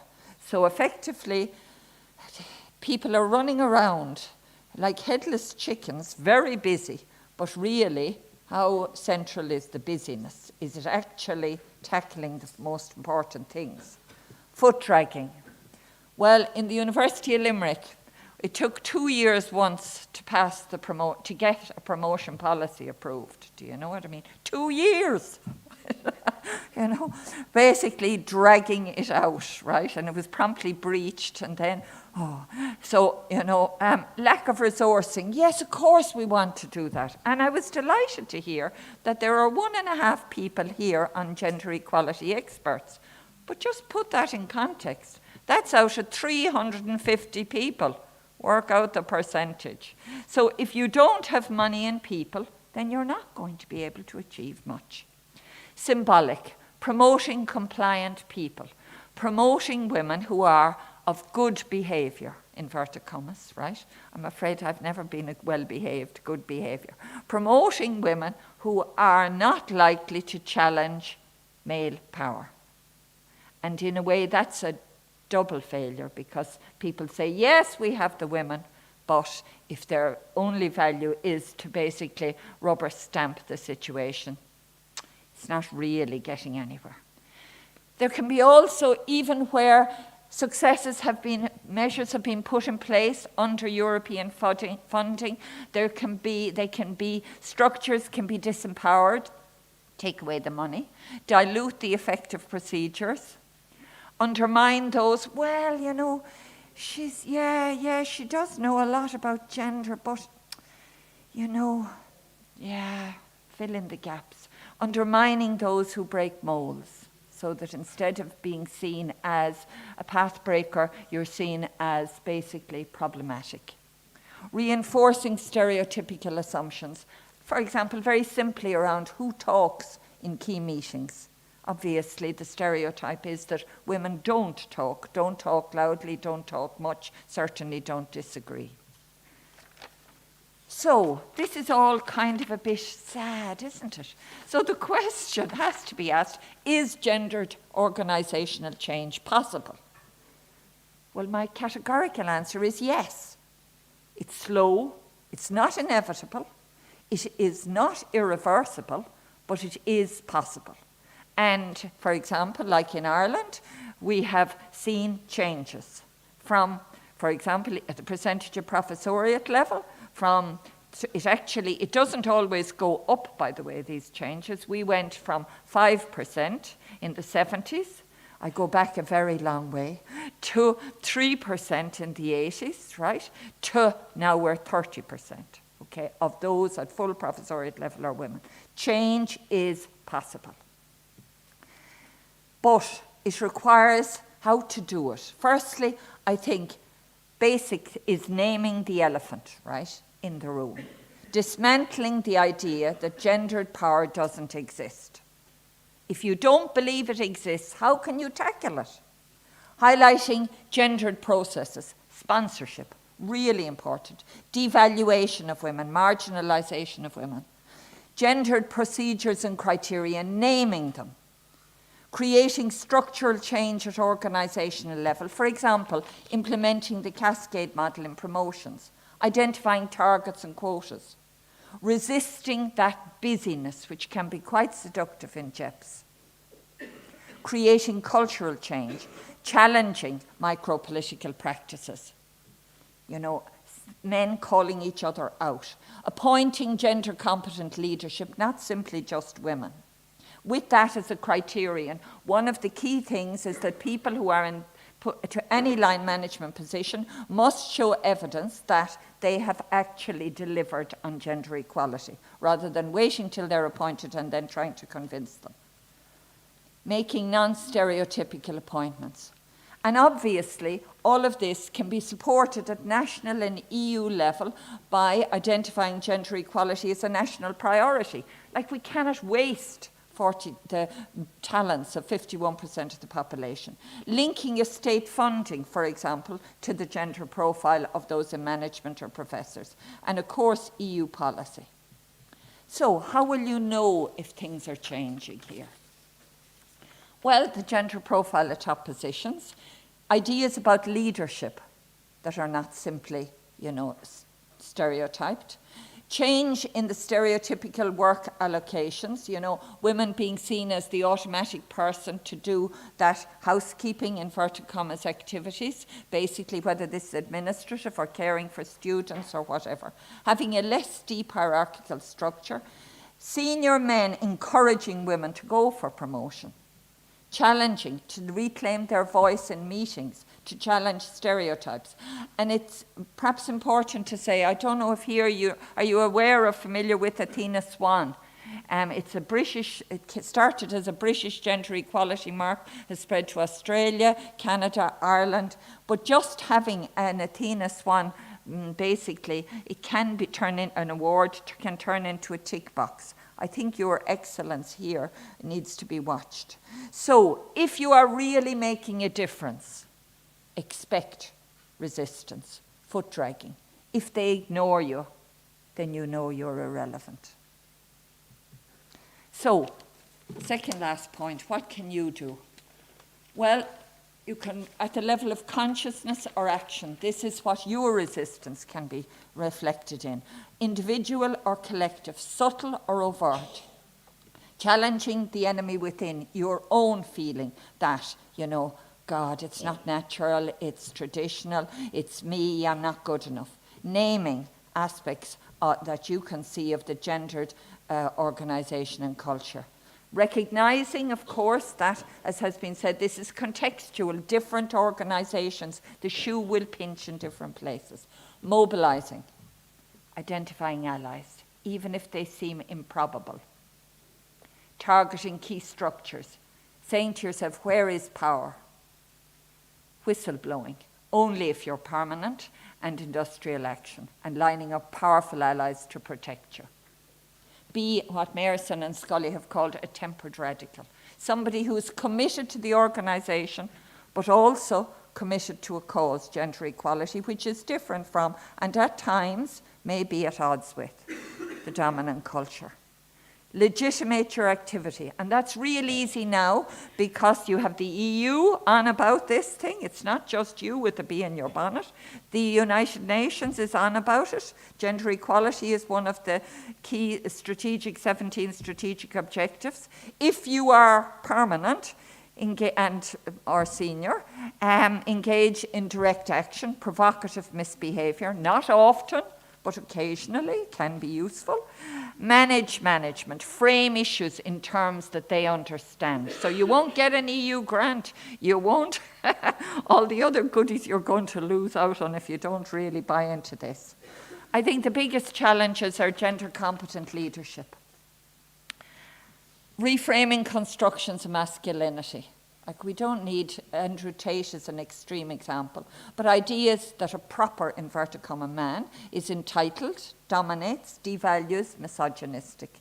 These are really dreadful ideas. Men's reluctance to call out behaviour, the pack mentality, that needs to be, it's a big challenge. Changing those micro-political, informal processes that favour men, like sponsorship, that devalue women, marginalisation, stereotyping, that appear quite innocuous, but in fact subvert objective procedures. And also creating solidarity between women, involving a vision that is more satisfied than being patronised. Being patronised is a lot better than being hated, but being patted on the head is not really, you know, a vision for the future. And of course, leveraging the state. So, what have I been talking about? I've been talking about gendered power at organisational level in research performing organisations and in higher education institutions. I've suggested some indicators of structural and cultural gendered power. I've highlighted some of the discourses that prevent us from seeing what is going on. Excellence, choice, nature. I've highlighted that, and of course this mayn't be here, but it's in an awful lot of organisations, this institutional resistance, foot dragging. We don't have that problem here, it's the women are the problem. And what you can do, because ultimately, each one of us, I absolutely firmly believe, in our own sphere, we can all make a difference. Change is possible. Yes, it's difficult. Yes, it's slow, but it is possible. And gendered power, most certainly, is not irrelevant in research performing organisations or higher education institutions. Thank you for your attention.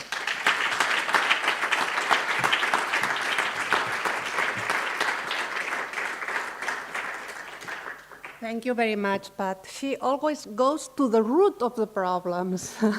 So I guess you need some coffee and some food, and we will have a break now. The coffee is ready at the hall, but I will ask you to be very quick. We are running out of the time, so I will leave you 20 minutes for this coffee break, and please interact with you and have a nice coffee break. Thank you.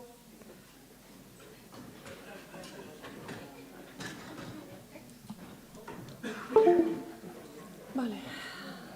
Ara ens falta... Posarem la presentació, la següent. Aquesta noia. La següent que sí? És aquesta noia, sí. Vale, ja la posaré. Vale, vale. Perquè vull fer una coseta.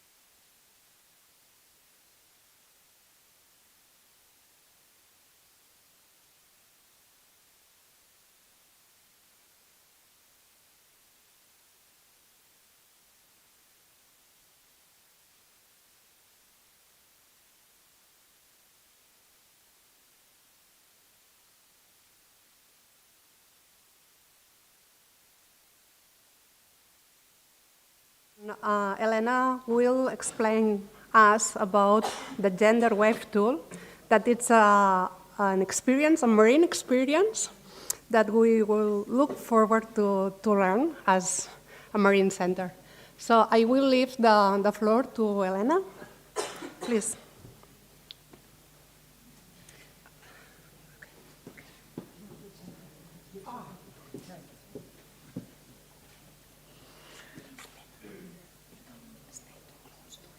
Okay. Okay, thank you, Esther. Thank you, everybody. I guess, are there still people coming back from the coffee break? No? So I'm really delighted to be here and want to thank for the invitation. Esther was very good at pronouncing my name, my Finnish name. So I'm Helena Valve from the Finnish Environment Institute. I'm a social scientist in this Environment Institute, but really working as a researcher there. And it's my pleasure to tell you about the gender wave tool we prepared in One Horizon project a couple of years ago. And particularly about the experiences. Yes. Not quite. This is slow. It's just slow. Okay. I think so. Then deep breath.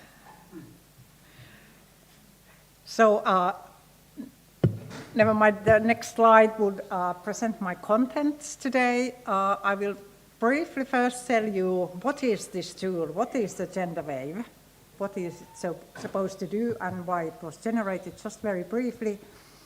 And then after that to go really to, thanks a lot, Esther, to the preparatory process, what kind of resources I had, how we organized the preparation, and what kind of experiences we gained in the process, and then again end with the approach, and then we can discuss what you think about the choices we made based on our lessons learned.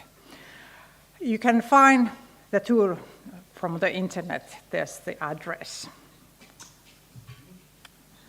So what is the gender wave tool? As we heard today, incorporation of gender perspectives into research and innovation contents is a kind of topic which is gaining more and more attention. And this tool is designed to help in that task. So it's very ambitious in that sense. And it was designed for, but it's not limited only to marine science and technology. And really, this tool invites you or whoever the researcher or research group to think what incorporation of gender aspects might mean for research, design, and practice. So it works with questions and examples. And it's really to trigger your imagination and to think a little bit outside the box. That's the idea. To break away from your normal routines, and as researchers, we have educated to apply certain practices and methods and methodologies to a little bit think reflexively about those. What is important about gender wave and our approach is that it's designed to be used in the context of research projects. And of course, if we think about project management, I guess there are quite many project managers in this room right now. There are very many relevant gender dimensions. You need to think about the diversity of the team, to think how the work-life balance of the team participants, and equal opportunities in the project, and also consider gender-sensitive aspects of practical work like cruises, marine cruises, for example. But the gender wave is focusing solely on gender issues in the research content. And this is important to keep in mind. Of course, these dimensions are connected. So the people who are doing the research affect how it's done, obviously. But this is to understand the focus and aims of the tool. Briefly, I want to tell you a little bit about the resources I had when I had the responsibility for designing this tool. And the first and most important resource was the project we had a couple of years ago, the Baltic Gender Project, which was also a Horizon project. Official name was Baltic Consortium on Promoting Gender Equality in Marine Research Organizations. And the common denominator we had was indeed gender and gender equality, but also the Baltic Sea. And all these research performing institutions were located around the Baltic Sea. But nonetheless, we were quite a diverse group. And the project was coordinated by Geomar in Germany, in Kiel. Okay, the second source of resources I had was all this wonderful work that has been done before. And an understanding that our research practices can have gendered impacts. And maybe you are familiar with this gendered innovations reports, 2 of them. They can be found from the Commission website. We learned from today earlier, where the same website that connects all the kind of gender equality resources. and these publications provide very concrete examples about what can happen if you don't think about gender when you are practicing research. And they, as the title shows, it's quite a lot about innovation. How gender needs to be considered in the context of technical social innovations, but also there's, particularly in the second publications, there are also guidance of how to do things better. And then a similar kind of work has been carried out in the quite recent book you probably are familiar with as well, by Caroline Criando Perez, whose argument is that research, our scientific practices, can help to design a world for men rather than for women. And she talks a lot about what she calls data bias and emphasizing the importance of data generation. I didn't have that book at the time when I was preparing the tool, but just the similar kind of ideas like in the gendered innovations publications there. And the third set of resources I had is I have some experience from a research field called Science and Technology Studies. And this field was important and is important, I guess, for all of us, because it invites to think about scientific practice not only in terms of data and data collection and data bias, but really emphasizes that it's important to think that how we formulate questions, what questions we ask, how we analyze the data, what kind of tools we use and paradigms, that it reminds that it's always situated, it's always somehow limited, and we need to maintain our reflexivity. So it's not just fixing a bias, it's about staying reflexive all the time. So this literature in the field asked us to examine, for example, that who and what can gain visibility in research and innovation practices,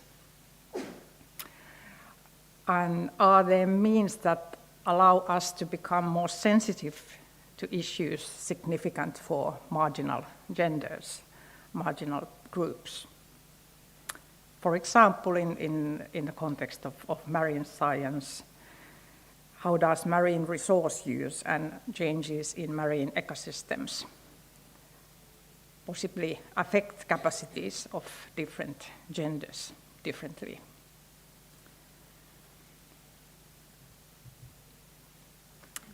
And then I moved to the preparatory process we had in the Baltic Gender Project. I started by reading, and I continued by reading and ended up with reading. So but in terms of a process, it's also easy to say that, you know, there was this literature review phase, and indeed that was important, and it allowed me to think about some tentative themes important for the tool. And then I came to think about this kind of a very simple decision tree approach. You can see an example here. So it really invites you to think that if you have a research project, there are certain questions and themes that are relevant for you. For example, this is just an example of the tree has many kind of branches, but this is one of them. And then there are questions relevant or specific for innovation projects. And the second big thing, and this now really emphasizes the importance of the project consortium, that we arrange a kind of testing of a draft tool within the consortium. So we chose 7 ongoing or past research and innovation projects, and we just asked them to test how well this tool, the draft version of it, worked in that context. And this slide provides you an idea of the variety of the test cases we had in the Baltic Gender.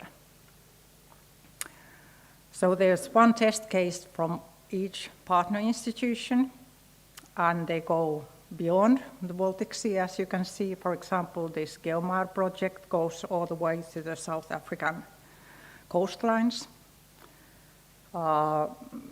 We even reached to the Chinese seas. So we wanted to have kind of this kind of projects that look familiar everyday projects for the researchers.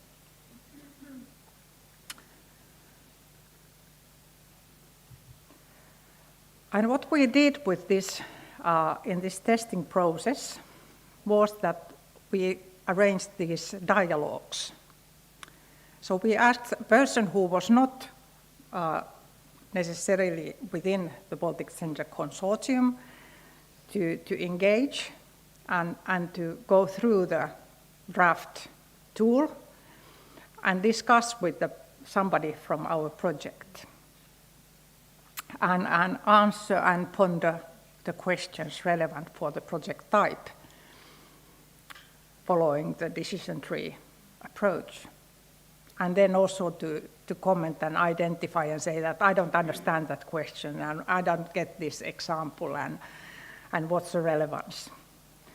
And then on the basis of that dialogue to fill in a quite basic evaluation sheet and make notes about the dialogue.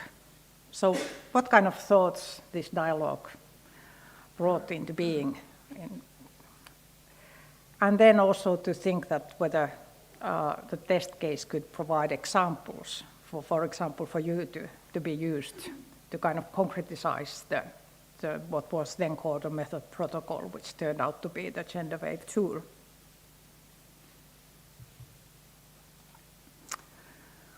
Here are 2 photos from our meetings. I'm presenting the test case idea, and here are some key findings from the test cases that might be relevant also for you when you are thinking about your own tool.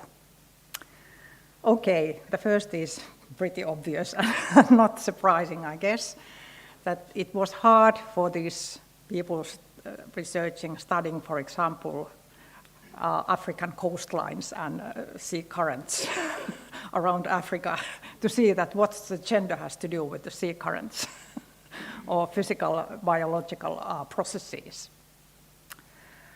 And all over again, the dialogues ended up to say that, yeah, but we had women in the research team. Isn't that enough? And that's something to be kind of if you really want to look at the content and think about gender analysis in that content, so it's more than that. The second pretty obvious lesson was that gender is something which is placed to the societal realm. It's a human quality. And gender analysis and this kind of reflexivity regarding our methods and methodologies and data collection, that was seen relevant only for social science projects. That was the mainstream understanding that came out from the test cases and testing. And on the whole, it was, of course, these were ongoing projects, some even past projects. It was really hard for the researchers to think that how could we have done things otherwise? How could we have kind of be more gender aware? How to before more gender aware science? What could have that meant? But what they did in a couple of cases, that they came to think about kind of spin-offs for their projects. And that's actually quite interesting because, for example, this GeoMap project focusing on the sea currents came to think that we need a social scientific, we need to become more multidisciplinary. So we can think about how our research kind of intervenes in the societal processes, settings. What kind of societal contribution it has?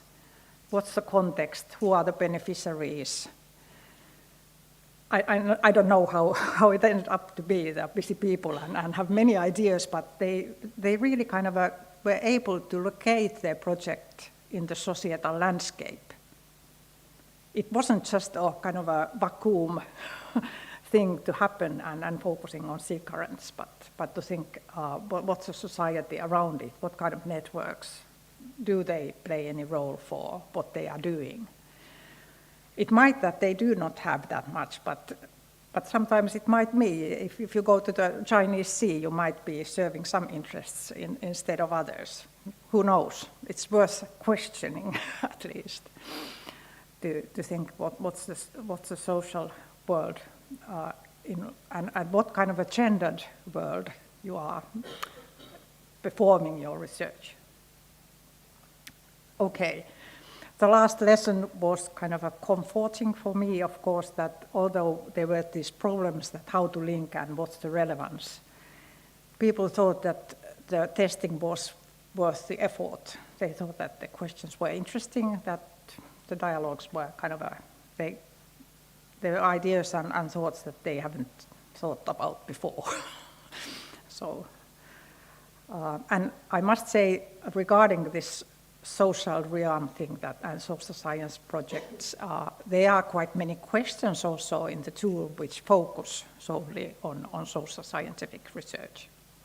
So, of course, that's important.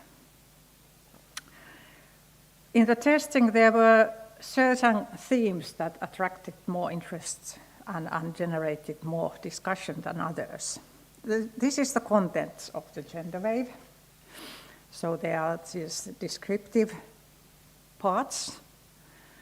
So I'm describing the aims and how to read and use the tool and what is gender. I'm talking a little bit about intersectionality and what is sensitivity to gender, kind of my and our team's understandings. But what then attracted most interest were these phases in the tool or in the question, a set of questions The first was these questions that seek to support the linking of the project and its societal landscape, and then, of course, questions related to actual research strategy.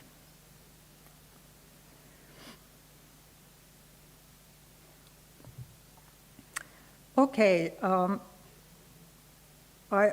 before ending, I provide some examples how we then work with the gender wave to make it what it is.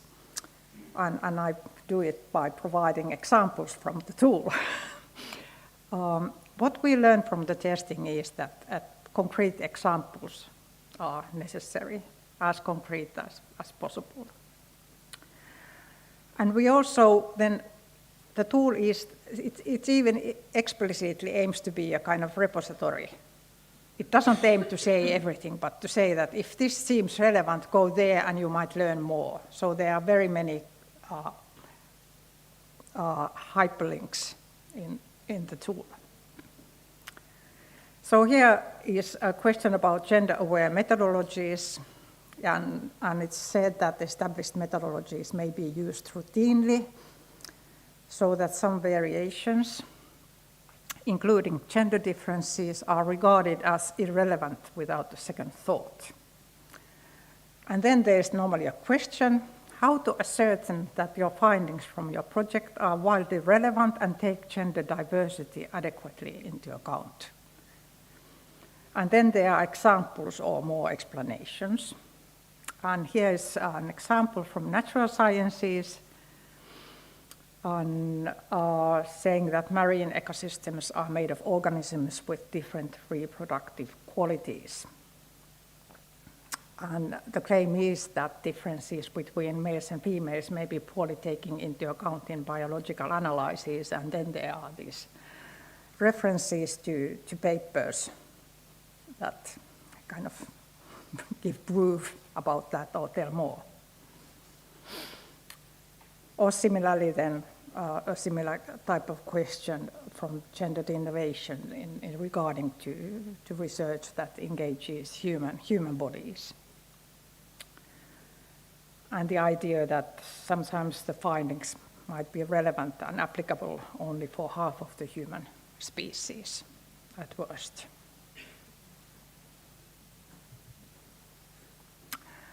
A second question, this is my last example, but this is more kind of for social scientists. A very common thing, I guess, from all of us working in that field is that how to promote gender-aware data collection, and this of course links to the idea of data bias. So how can you ensure that data generation is sensitive to gender and gender-specific concerns? How is gender considered in the design of surveys and ethnographic fieldwork? And here are actually in the literature, there are wonderful and terrible examples. And I chose some as here to provide a kind of a comment or example that biased selection of informants will generate biased understanding. And there's an example that from one paper where they studied fisheries communities and argued that, and how these fisheries communities are being studied, and argued that most fisheries researchers are men, most of their informants are men, and they are often observe fishing activities only during the hours when men are working. So this is not only data, but it's only also the presence of the scholar, where the person is and how the person engages with the communities with whom he or she is working. And then there are also, in the internet, there are specific toolboxes in the second comment that how to help design, for example, quantitative surveys. So this is what I mean by repository, that I don't repeat the toolbox, but say that such toolboxes exist and these might be useful for you. So this is the logic. There are, as said, 16 of these question batteries with hypotheses and questions and examples and comments. And this is my last slide and kind of concluding and grasping what were the lessons from the process of making the gender wave tool, that really to remember that gender in research content may become manifested through analytical perspectives, those that we choose.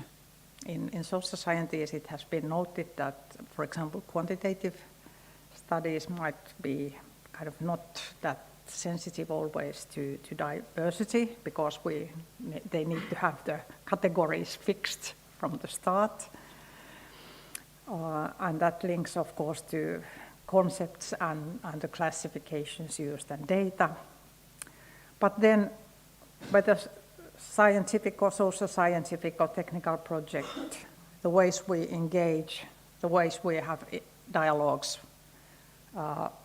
with the communities or people who are assumed to be the beneficiaries, that's of course important, or from whom we are to learn in the process. So I think we can and should be ready to rethink our assumptions, to become surprised by realities and their diversity, and really acknowledge the diversity then in our work, and even to sometimes think that how our questions could be focused towards identification of inequalities and the reasons behind them.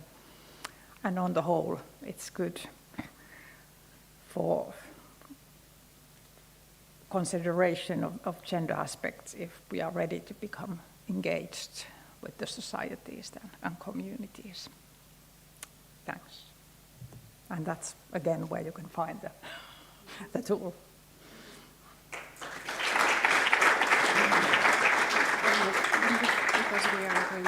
Thank you very much, Elena. And now we have some time for questions, discussions, and so on. So I will invite the speakers to come to the floor.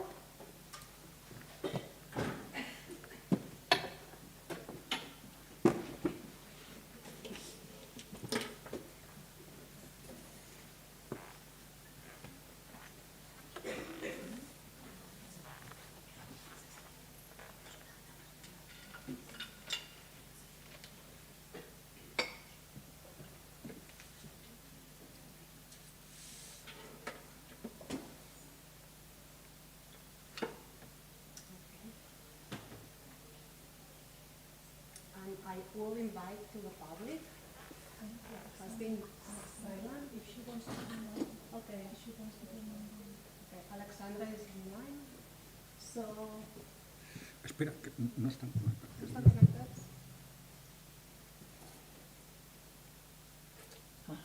Okay. Thank you. Third degree avoided. So people, you have the opportunity to ask these professionals about the gender perspective. Yeah, so.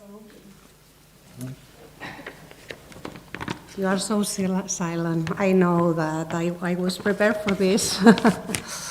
So we had these three presentations, and I guess we can conclude that no research in any field should be gender blind. Addressing the gender dimension of research implies that gender is considered as a key analytical and explanatory variable in research. And if relevant gender issues are missed or poorly addressed, research results will be partial or potentially biased, but give an overview about all the resistance that we had in our careers. How do you see the inclusion of this perspective of gender dimension in the science research? Well, I suppose in a way, I'm wondering what's in their heads, not what's in mine, okay? I think it's critical that it is included, but I suppose I'd almost like, could we give them a few more minutes to think? Because it's hard breaking the silence, you know? And I suppose, I think it would be more useful if we addressed, can you hear me, by the way? Yes, yes, yes, yes. Yeah. That is always the first and necessary condition, right, to be heard. But I suppose, I think rather than me going off, and this is now I'm challenging the authority of the chair, note, but rather than me going off, I'd like to know what is in your heads. So the researchers of ICM, that I saw some people here, are you comfortable with the inclusion of the gender perspective? And even just comments, questions, observations, just what's in your head now. Just don't be afraid. Yeah. Thank you. So I've been always worried about the scissor. I don't know if it's used that term in English. So that I've been seeing that people, even here in our institute or at the National Research Council level, so they enter into the system as researcher more or less in equal proportion, men and women. But then the promotion towards the professor level is totally biased towards men. And I think that that's because the system, so how it's the call for those promotions is done, so only take into account the quantity or the quality of the research, the amount of research, so on. And there is always the difference on the ramp of increasing your curriculum in men and women for all the reasons that you have explained in your presentation. But I've wondered if there could be, I've always wondered if there could be some positive discrimination, or I don't know, Actions, positive actions to, for instance, if you offer like 6 promotions in marine research for all the institutes of the National Research Council, so 3 will be for men and 3 will be for women. And I asked this question to the Vice President of the National Research Council that was visiting us a week ago, and he said, no, by law, we cannot do that. So, and then that's one of the examples, okay, no, it cannot be done, so we don't think about it, we don't find a solution for that. So, and it was a poor answer. So, what can be done in that regard? So. Yes. Now, you see, in a way, now, of course, I want to address this question, but the rest you need to be thinking, because you realize we have reproduced the one person who has had the courage to go forward is a man to ask a question. Cannot resist. And it's a good question and I want to answer it, but I want to encourage the women to think. Right.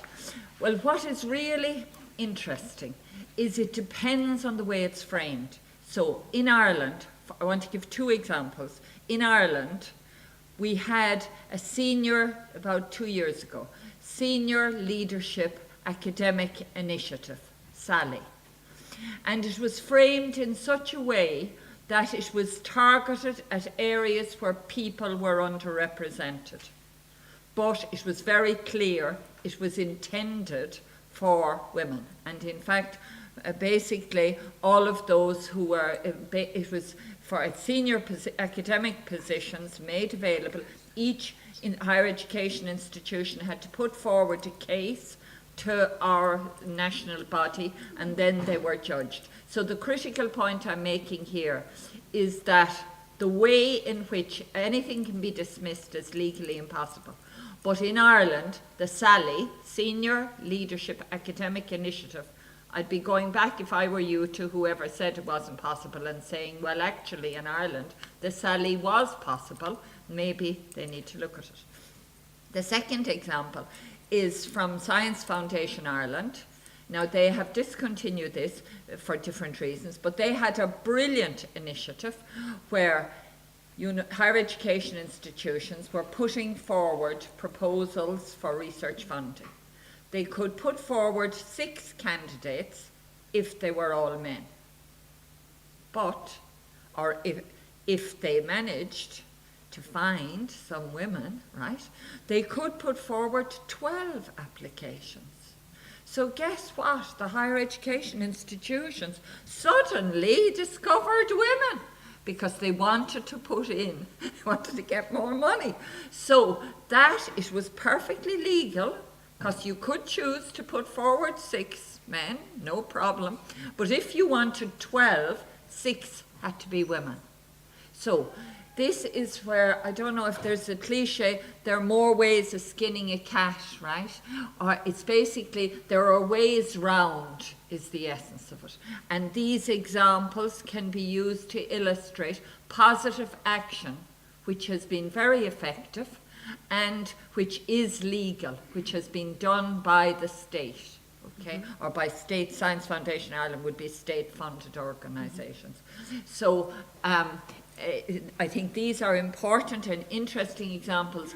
In the second case, it was put up to the higher education institutions themselves to decide, did they want 12 applications to go in or did they want 6? Free world. But obviously, from the point of view of the women, the 12 was a lot more useful. Yeah, Elena, please. My mic is, Yeah, it's on. Okay, great. I think it's a good question as well. Just one example from Sweden, where they have this idea that often the argument is that we don't have that good female candidates for grade A positions. So they have had this, at least some universities, a regulation that you can't fill in a position unless you have certain percentage of female candidates. So they need actively look for good candidates in order to fill in that position. And that's at least kind of a totally legal. And it's not even kind of positive discrimination, but it's really asked the persons to look for good candidates. There have been cases where they had to be kind of say that we need a second round because on the first round we didn't have enough female candidates. I think it's very clever. Now, are you thinking? Just say what's in your head. Yeah, I saw also some project managers here at the ICM. Okay, Tindara, yes. But I also saw project managers from ICM that I will ask them if the inclusion of gender dimension, do you think it's easy to include the gender dimension in our research? But let's move to Tindara, please, for her comments. And you have some time to think. But speak, the hardest word is write it down and read it if it gives you more confidence. Yeah. Well, I thank you very much for the stimulating lectures that made me think about in designing the JEPs, we have a specific KPI for each action.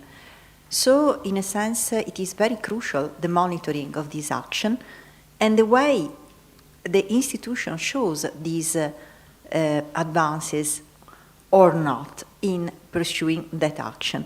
But, Pat, you made reference also to Athena Swan, because in a sense what we really should do, and for instance, in our research group we are developing an holistic measure of gender equality of the organization, of the whole organization, and that, in my opinion, can also help to reply to some of the resistances.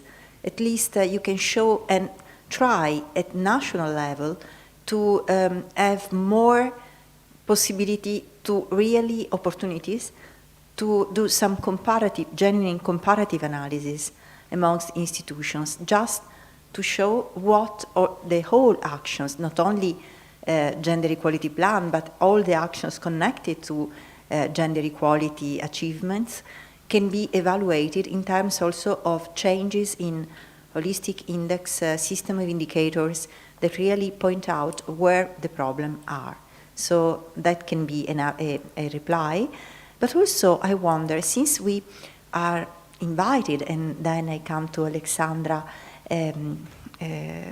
talk about intersectionality. It is not only, of course, Alexandra, but it is the whole European Commission that really is inviting us to take seriously into account this topic. And of course, the last talk was pointing out to the fact that many times we are also really biased when we talk about gender to women in certain ethnic groups and so on and so forth. But then, when we try to look at indicators, we are really we face problems in the data that we collect because these variables are simply not visible.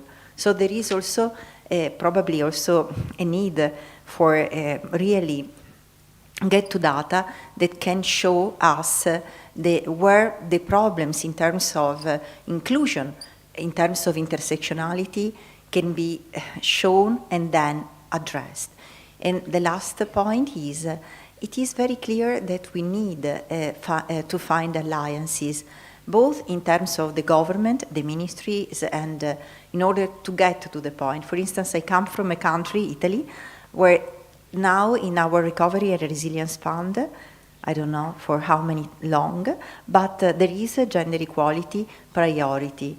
So could we really, as RPOs and institutions that are trying to pursue gender equality, come to the point of the, say, ministries, the government say, look, if this is a priority, then we think that in the law there are barriers to pursuing this equality. So I refer to what was said before. Just thank you a lot. Okay. I mean, can I come in? Yes, yes, please. By the way, you can see I spent a long time being shut out, so now I just go straight in, okay? You're making a lot of points. I want to pick up two of them, if I may. The first is that on gender equality plans, GEPs and indicators, the problem often is that there are 40, 50, indicators, and so the question is, the really hard question has to be asked, which ones are going to be a priority? You cannot tackle 50 things all at once. It's impossible. Nothing happens. So you will have to identify maybe 3 key KPIs, key performance indicators for a year at a particular level. Obviously then leaving open to people in different departments, in different faculties may choose different ones. But actually arguing for 50 is impossible. Nothing happens. The second point I want to take up, I recognize you made many points, and I'm just picking on 2. And the second one is about the importance of comparative analysis. I think this is really useful because, for example, at one stage in the University of Limerick, my university, there was no woman at full professoriate level. And then within 15 years, 34% of those at full professoriate level were women. And a university 60 miles, 100 kilometres away, had not changed. The proportion of women there was 12% and remained 12% over the 15 years. And that immediately showed up that the explanation could not be biological.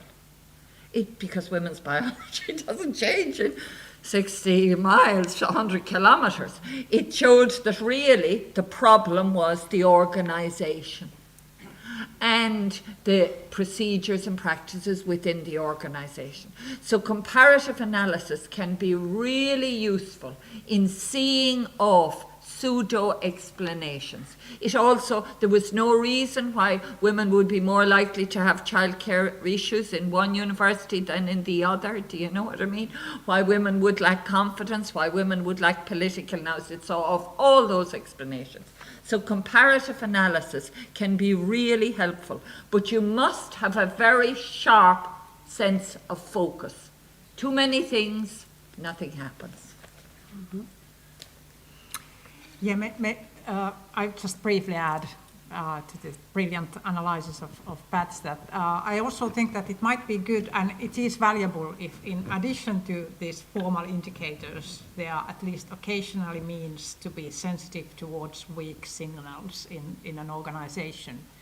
For example, in the Finnish Environment Institute, we learned when we had this kind of a public or a meeting discussing things that there are issues kind of bubbling under, and the issue in our institute was the overwhelming amount of kind of academic housekeeping that women were doing. And that's not shown by any indicators. Yeah. But this unfair division of work that what women were doing, and they were angry about it. And it was useful. It was kind of articulated, it would be kind of raised as an issue in a GEP that, you know, this is an issue for us, and although we don't have numbers. Yes, very good. There is Okay, a comment. I just wanted to support something you said before, namely in our mathematical institute, when we started this project, we analyzed everything, and then we noted that the board with 5 members, there was no women. And then we discussed with everyone, with director, with members of the board, and everyone agreed this is not correct. And very soon there was 1 woman, and now this year another. So out of 5, we have now 2 women without a big problem. It was just, can we say, negligence. Well, no one was thinking homosociability. about. Yes. Once they started thinking, they found good candidates. Yes. Yes, it just requires a little effort, looking beyond the usual suspects. Right, thank you. Thanks for the comment. There is a question over there.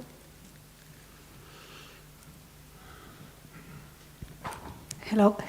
I was just going to answer the question you made us as project managers. And the question was if it was difficult to encourage our researchers to include the gender dimension in their projects. And the answer is easy. Yes, it's very difficult.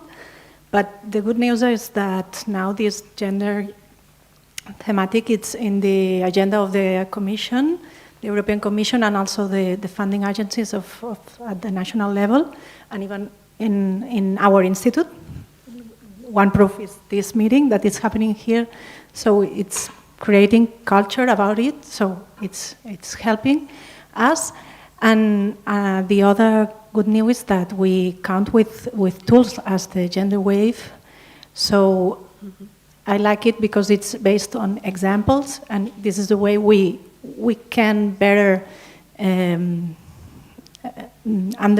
understand the researchers how to make that inclusion. So thanks for the explanations, and we will for sure look at it in detail and even try to, regarding this, I was curious about if you had, within your project, if you had the opportunity to get feedback from the users of this kind of tools. Was this part of the project to have a report collecting all this degree of usability of this tool? Yes, thanks for the question and the comment, of course. Yes, it was part of the project. It was a way to engage the whole consortium, if I understood your question correctly, because otherwise it's just, in a work package, it's just a small group doing things, but really to make everybody involved and think together that.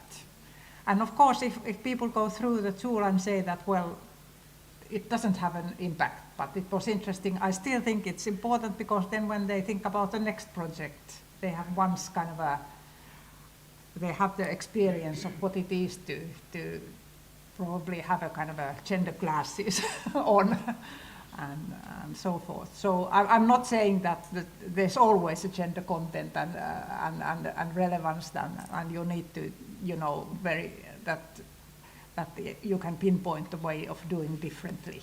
But it's important to explore the option. That's my argument. it is very hard to face the fact. I was in my 40s before I really began to question. And I began to question only because it was an issue. I was course director in women's studies, which was, you know, the kiss of death to a career in academia. But it came as an issue. A colleague in engineering asked if she could use the Women's Studies Network, with their permission, to pilot a thing she wanted to use in her PhD about decision making. And from that came up that the position of women within the universities was an issue. And I was in my 40s and it had never occurred to me, although I was concerned about gender equality outside the university. You know, I mean, was that some kind of an unconscious unwillingness to face trouble? Do you know? So in a way, in some cases, people only wake up, is the phrase I put it now. People only wake up when they have children, or when they don't get promoted, or when, as in this case, like the facts, you know, that the majority of the people in the network, and I was course director of the network and responsible for the masters, and the majority of them thought that gender equality in the universities was an issue. And I thought to myself, well, if it's an issue, if they see it as an issue, I have to take it on. But it hadn't, it sounds stupid, do you know what I mean? And I was, clearly it was in my interest to take it on. I was still at lecturer level. I had graduated first class honours degree, I'd done a master's, a PhD, I was publishing, and I was still on the first level, but it never occurred to me. So people wake up at different speeds. So, yes. No, great, here's a brave woman, right? No, I couldn't agree more with what you just said. No, I just wanted to complement Elena's vision, because I'm also like a project manager, and I'm afraid I'm going to be a bit more controversial than her, because I think that this thing of including the gender dimension in research is more perceived as an annoyance. Yes. Than something that you really think because it's important. So what we do, and now we're in the process of applying for the major call in, like the national call for projects, and what we do is we provide a text and they just copy and paste. They don't even think twice. And this brings me to a bigger thought, which is that these kind of measures are super important because they are giving visibility to the gender dimension in research, like the quotas and so on. But many times they are perceived more than as an annoyance, like an imposition, than something which is really important. So, I don't know, we still need to work to make people aware that this is really important, more than just a formality that needs to be fulfilled, because then it's going to be running against us. Totally agree. Yeah. And this is where Helene's asking questions is so important in the tool, do you know? And that in a way, your role, I think, often can simply be to ask questions. No, don't give the answer. Just say, well, you know, what do you think, you know? Because but like in a way the men can feel stereotyping, it's not their problem. And like one boss said, like he said, you know, it's hardwired into men. He was a man and he was like translating the men, right? And he said, it's hardwired into us, you know, it's not our problem.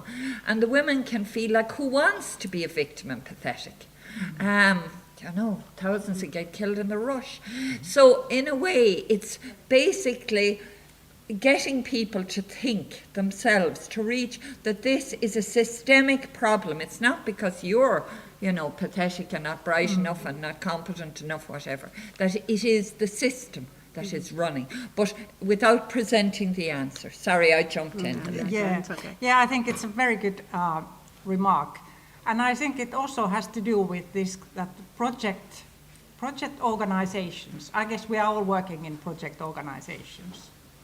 The project organizations are structures in themselves, you know. We're jumping from a project to another, and it's very demanding. It's part of this what Pat called this career cul-de-sac. You know, it's hard to move on because the next project is coming and you need to apply more money and where do you need to think because you're just performing and running in this wheel of projects. And that's one of the reasons I wanted to target the project because I think that they are underestimated as a kind of structure, that we have these temporalities of performing projects. And if we don't target projects and the way we carry out projects, little happens. You know, it's everyday life work of researchers. Of course, there are bigger structures and other structures as well, but you know, I also sympathize with the project managers because they are in this kind of cul-de-sac as you are and I am as a project manager. That where do I get the next money? We don't have a budget money, and how to keep this going and these people working and being loyal to my project. And if I annoy them with this gender topic, they are going to be, you know, favoring other projects and doing minimum to my project. This is a crazy world, but this is how it works, the research funding system. I did think of one concrete solution, one concrete suggestion. Sorry, Helene.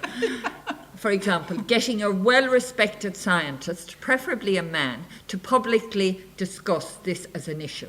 So, for example, in Ireland, we had Professor Paul Walton from York University basically come to talk about gender inequality as an issue. He's very well-respected scientist. He's on ResearchGate and he's loads of whatevers, right? And immediately that created an aura of respectability. So that can be a specific thing. Okay. Thank you, ladies. I'm so sorry, Ulla. If it's short, it's okay. Yeah. The last one. Ulla, the speakers are going. Okay. Okay. Okay. The last one because it's so late. Yes, and yeah, but it okay. is a woman, so it stretches, right? Okay, I just want very short refer to this colleague who told us that they wrote a comment, gender equal or gender equitable comment for the research proposals, and that leads me to the remark that we should be critical with the system and the stereotyped procedures and so on, but we have to be critical with our measures too. It's what Alessandra described, that there was a time when there were the demand to be gender sensitive in selection procedures, but without training for the gender experts. We really have to be then gender expert and not to deliver a statement, but to make then conditions to, if you want to receive your statement for your proposal, you have to train yourself or to apply certain knowledge. We have to really not the danger if we do not this way is that we support this system by at the surface seems to be gender sensitive and equality, but at least at the contrary we do. Yeah. Mm-hmm. Thank you. Thank you very much. We are moving to the conclusions, and I will invite our speakers to have the last sentence, the last word for a conclusion of this morning. So who wants to start? Okay, Alexandra, I'm always first. you Go are on, also... do you want to go? She's looking stunned. Okay, I'll go. Well, I suppose, I think the answers to many of your questions are in yourselves. You just need to give yourself the odd 10 minutes, right? Go to the loo, develop bad kidneys, right? Mm-hmm. And there, take a moment and think. You know, often you have an uneasy feeling or there's something not quite right, and basically reflect on it. And in a way, you will begin to see where the shoe pinches. That is the way I put it. What is the real issue? Take on only one or two. Reward yourself for, like those people who spoke today. That is important, do you know? Set yourself little goals, whether it's speaking up in a meeting yourself. making your point, then thinking what you can do within the organization, small steps, recognizing that everyone, like speaking in a meeting, is nerve-wracking. You think if you lose your point or you can't remember, write it down, develop little strategies, because each of you gives courage to the other people, the other women, and encourages the other men to actually reflect and practice. Whereas if you say nothing, then in a way the collusion goes on. So, I mean, I think it is, what is great is this organisation is changing at the minute. There's an opportunity. EU is pushing. There's the UN. There's all sorts of things that are in a way legitimating your activity. Don't ask anyone's permission. Grab the opportunity. Make change. You can do it. Right. Thank you very much. But Elena or Alexandra? Elena? Alexandra, maybe. Can I just jump in? I would need to go. Thanks. So I had really a pleasure listening discussions today and all the presentations, and it's really a privilege to be in such a group. I would say that it's very important to know what are your options. Me being a nerd, I read everything that I can, and then I learn from what other people experience. One of those manuals is also that one that I mentioned, where you have examples from other countries. So sometimes, I mean, it's not that important to reinvent the wheel. Sometimes you can find solutions like simple technical solutions. Most people know that example of auditions at the Boston Philharmonic that had 1-digit percentage of women in their orchestra, and then they enlarged it to 1/3 of the orchestra just by a technical change, which was to have blind auditions behind the curtain. And then they advanced it. They put a rubber floor not to know who's walking, because sometimes you can listen to people coming. Those are some technical fixes. And I think it's very important to find the champions. We've heard Professor Zoran Markovic. He was the director of the Mathematical Institute for many, many years. And it was a popular vote that didn't let him leave the position of the director.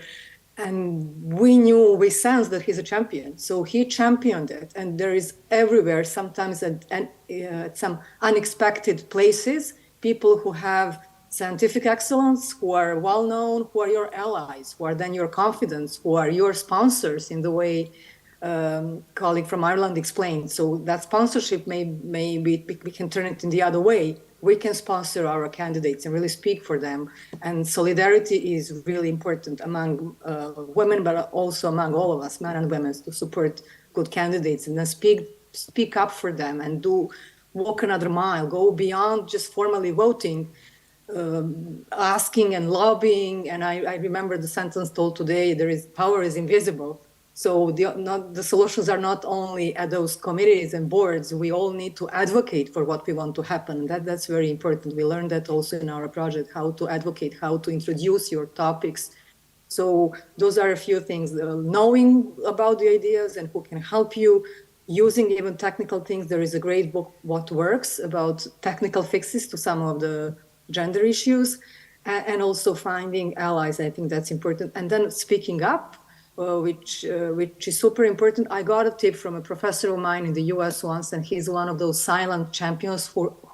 He was one of the leading feminists in the US, but still very, very subtle and adored by everyone. She creates no anxiety. She taught us actually then, where there is a meeting, to be the first to have a question or a comment and to raise our hand like this, straight, and to keep it unless somebody nods that they perceived us. Sometimes when women speak, somebody tends to repeat 10 minutes later, and then the comment is appreciated, but that's not important. So it's important to be visible and to know not to be shy. And then there are so many rewarding things. Just to remind us, is my final point. I mean, in Switzerland, women got the right to vote in 1975. Not that far away, not that long ago. So there is hope, and there is much that we can do. And I think that we are doing a lot. And I'm grateful to be a part of this wave. So good luck with all the gender waves. And greetings from Belgrade. Thank you. Thank you very much, Alexandra. Elena. Yeah. Okay, many things I probably, I know you are getting tired. Do you know the Moomin characters? Moomin, somebody is nodding. There's a character saying that it's easy to be brave if you are not afraid.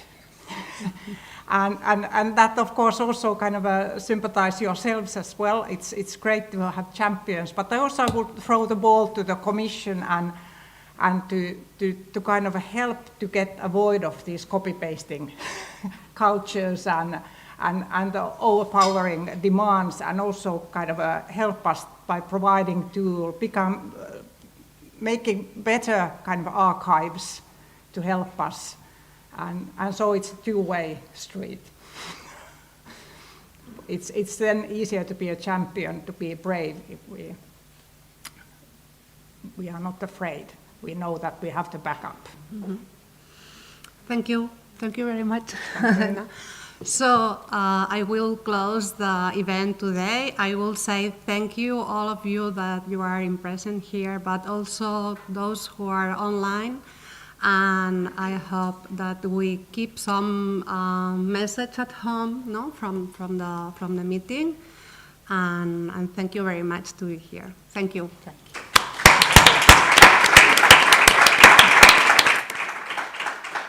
Just before leaving, practical information for the LeTSGEP consortium. We have a meeting photo at the entrance now when we are in our way. Okay? Thank you. Thank you. Thank you.